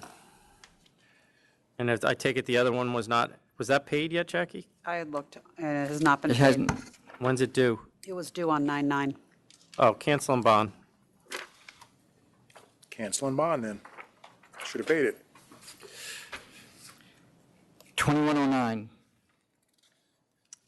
Letter of warning. Letter of warning. 2111. Accept 6,000. Accept 6,000. 2112. Cancel and bond. Cancel and bond. That's surrender. That license surrender. Okay.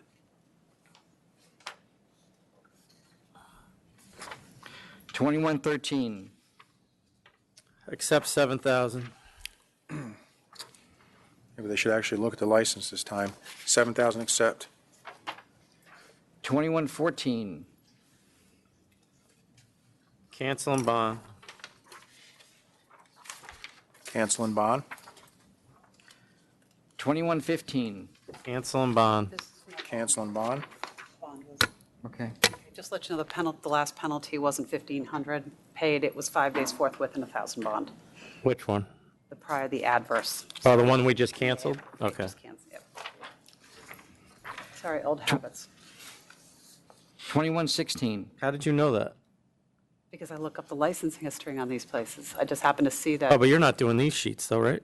No, but when I look in the history, I saw that the license was not secured, which would mean a suspension. Got it.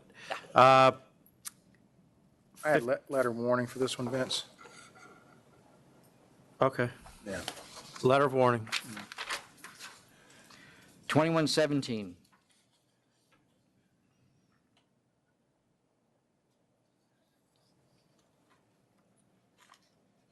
I didn't understand this. So he gave the VCI investigator an admission that he buys 2 to 3 bottles of wine every few months. Okay, 4,500. 4,500. 2118, So withdraw charge 1 per counsel's office and accept 2,000. Accept 2,000, withdraw 1. 2119, Cancel and bond. Cancel and bond. 2120, Cancel and bond. Cancel and bond. 2121, 1,500 accept. 1,500 accept. 2123, This is the one that I gave you the letter of mitigation. Right, okay.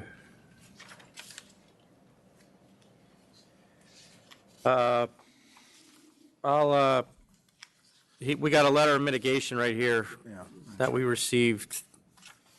Based on that letter and the fact that most of it was just not having local licenses, I'll reduce their offer to 4,000. 4,000. 2125, Accept 3,100. 3,100 accept. You need these, Mike? 2127, Accept 3,500. 3,500 accept. Oh, actually, no, go back. I don't think this should have been 3,000. I mean 3,500. This should have been 3,000. So reduce theirs to 3,000. There was 2 minors involved. That was the reason, I think, why they bumped it up. Okay, just leave it at 3,000. 3,000? Yeah, reduce it just because it's their first sale. I mean, the minors were at the same time. 2129, 3,500. 3,500. 2131, Accept 4,500. 4,500 accept. 2132, I would counter with 6,000. These are mostly building code violations, right? So, Oh, yeah, but they were selling booze in the beer license. They were selling liquor in a beer license. gotcha. 6,000. 2133, Accept 3,500. 3,500 accept. 2134, Accept 500. 500 accept. 2135, Cancel and bond. Cancel and bond. 2136, Accept 1,500. 1,500. 2138, Accept 3,500. 3,500 accept. 2139, Accept 2,500. 2,500 accept. okay, 2144, the application was withdrawn. 2145, Cancel and bond. Cancel and bond. there is no bond, it was can't. Oh, it was under SAPA, right? Yeah. Yeah, so just cancel. 2146, And this one's also under SAPA? They've been operating under SAPA since So November 1st they got of litigation going on? 2015. No, I think it's just based on all the 2013 and 14 arrests. It's a 3-year license, so. Oh, all right, so fine 5,000. 5,000. 2149, Accept 500. 500 accept. All right, 2151's been adjourned. 21 to a 1011. 2154's been adjourned to 1011. 2156. 56?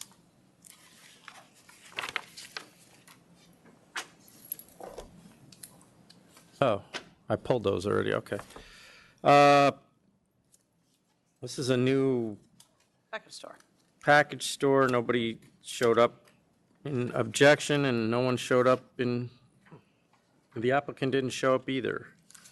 We do have two protests from the, or is it two? Yeah, two protests from the closest stores, or two of the four closest stores. This store would have been 433 feet from the closest store. And the closest store just got their license in 2012. It's a small community with four stores, all of which seem to be, I wouldn't say thriving, but certainly existing. But we don't have any idea of what she would do differently than the other stores in the area, or what public convenience and advantage she would add. So I'm going to vote to deny based on the fact that the other four stores seem to be serving the area well at this point. There would be no public convenience and advantage to adding another one. I vote to deny as well. 2157 has been adjourned. 1011.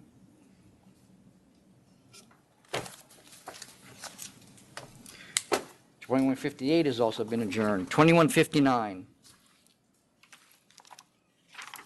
I'll accept, but this should have been 3,000, but I'm not going to send it back for $500. 2,500. Mike, can you just make a note of that? Yes. 2159A. I'll accept 1,500. 1,500 accept. 2159B. Mike, can you, or did you get to read this, Commissioner? Yes. Can you just describe this for Commissioner Ford, because this was started before he got here? Do you want to discuss this in an executive session off, not on the webcast? Sure. Just turn it off, Donald. We can stay here. You just go to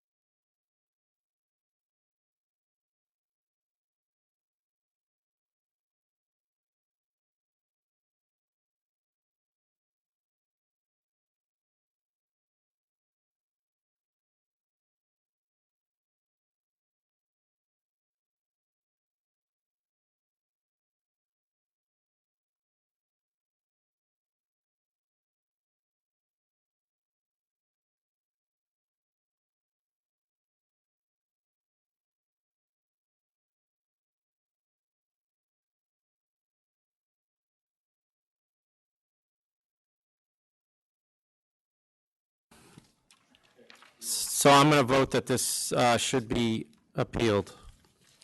I will vote to appeal as well. 2159D. I was actually going to give him a break here, too. 4,500 since it's two at the same time. So I'm lowering their $6,000 offer. 4,500. 2159E. Accept 6,000. 6,000. 2159G. I have an updated proposed delegation that includes the CEO as one of the people who can consult with the gaming commission. So this is a delegation to consult with the Gaming Commission regarding their licensing process of their casinos. Included in the delegation is Deputy Commissioner of Licensing Held, General Counsel Flug, and Assistant Director of Enforcement Finelli, as well as CEO O'Brien. The Fluke has required a 2-week adjournment on this as well. Oh, she has? Okay. So this was adjourned to 10, Yes. 11? This delegation, are you sure it's a delegation and not the rules? The rules is what she asked me about. She had mentioned to me that the delegation. Oh, okay.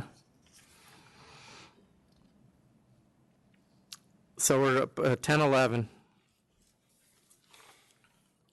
Next item is 2159H, and there's an updated delegation for you. I think you all got this morning. Which was for the, just to explain, the licensing board. We're just taking out some people that had left, adding another person on, just swapping names out, that's all. Nothing of real importance. I'll vote to approve. It's all important, Jackie. Well, it's not on the back pages. I'm not taking away any of your other. We need to sign it? Yes, you do. I have. Oh, okay. All right, yeah, I'll vote to approve. Vote to approve. I've given you those, the decisions from the last two board meetings. Yes. Sign off on. Yes, I have it. I have one change.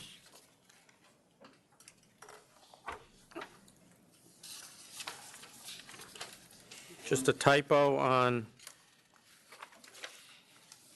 Oyster City LLC. No, not Oyster, I'm sorry, Ulster Spirits, Inc. That's the last one. Hold on just for a second. Okay. Fourth paragraph, fourth line, there's a number in there, 16-02071. I think it's just a typo. Other than that, I approve. I also sent you the minutes from the last meeting. Yeah, I approve those as well. Approved, yeah. Other than that, I don't have any other items. Okay, we're adjourned.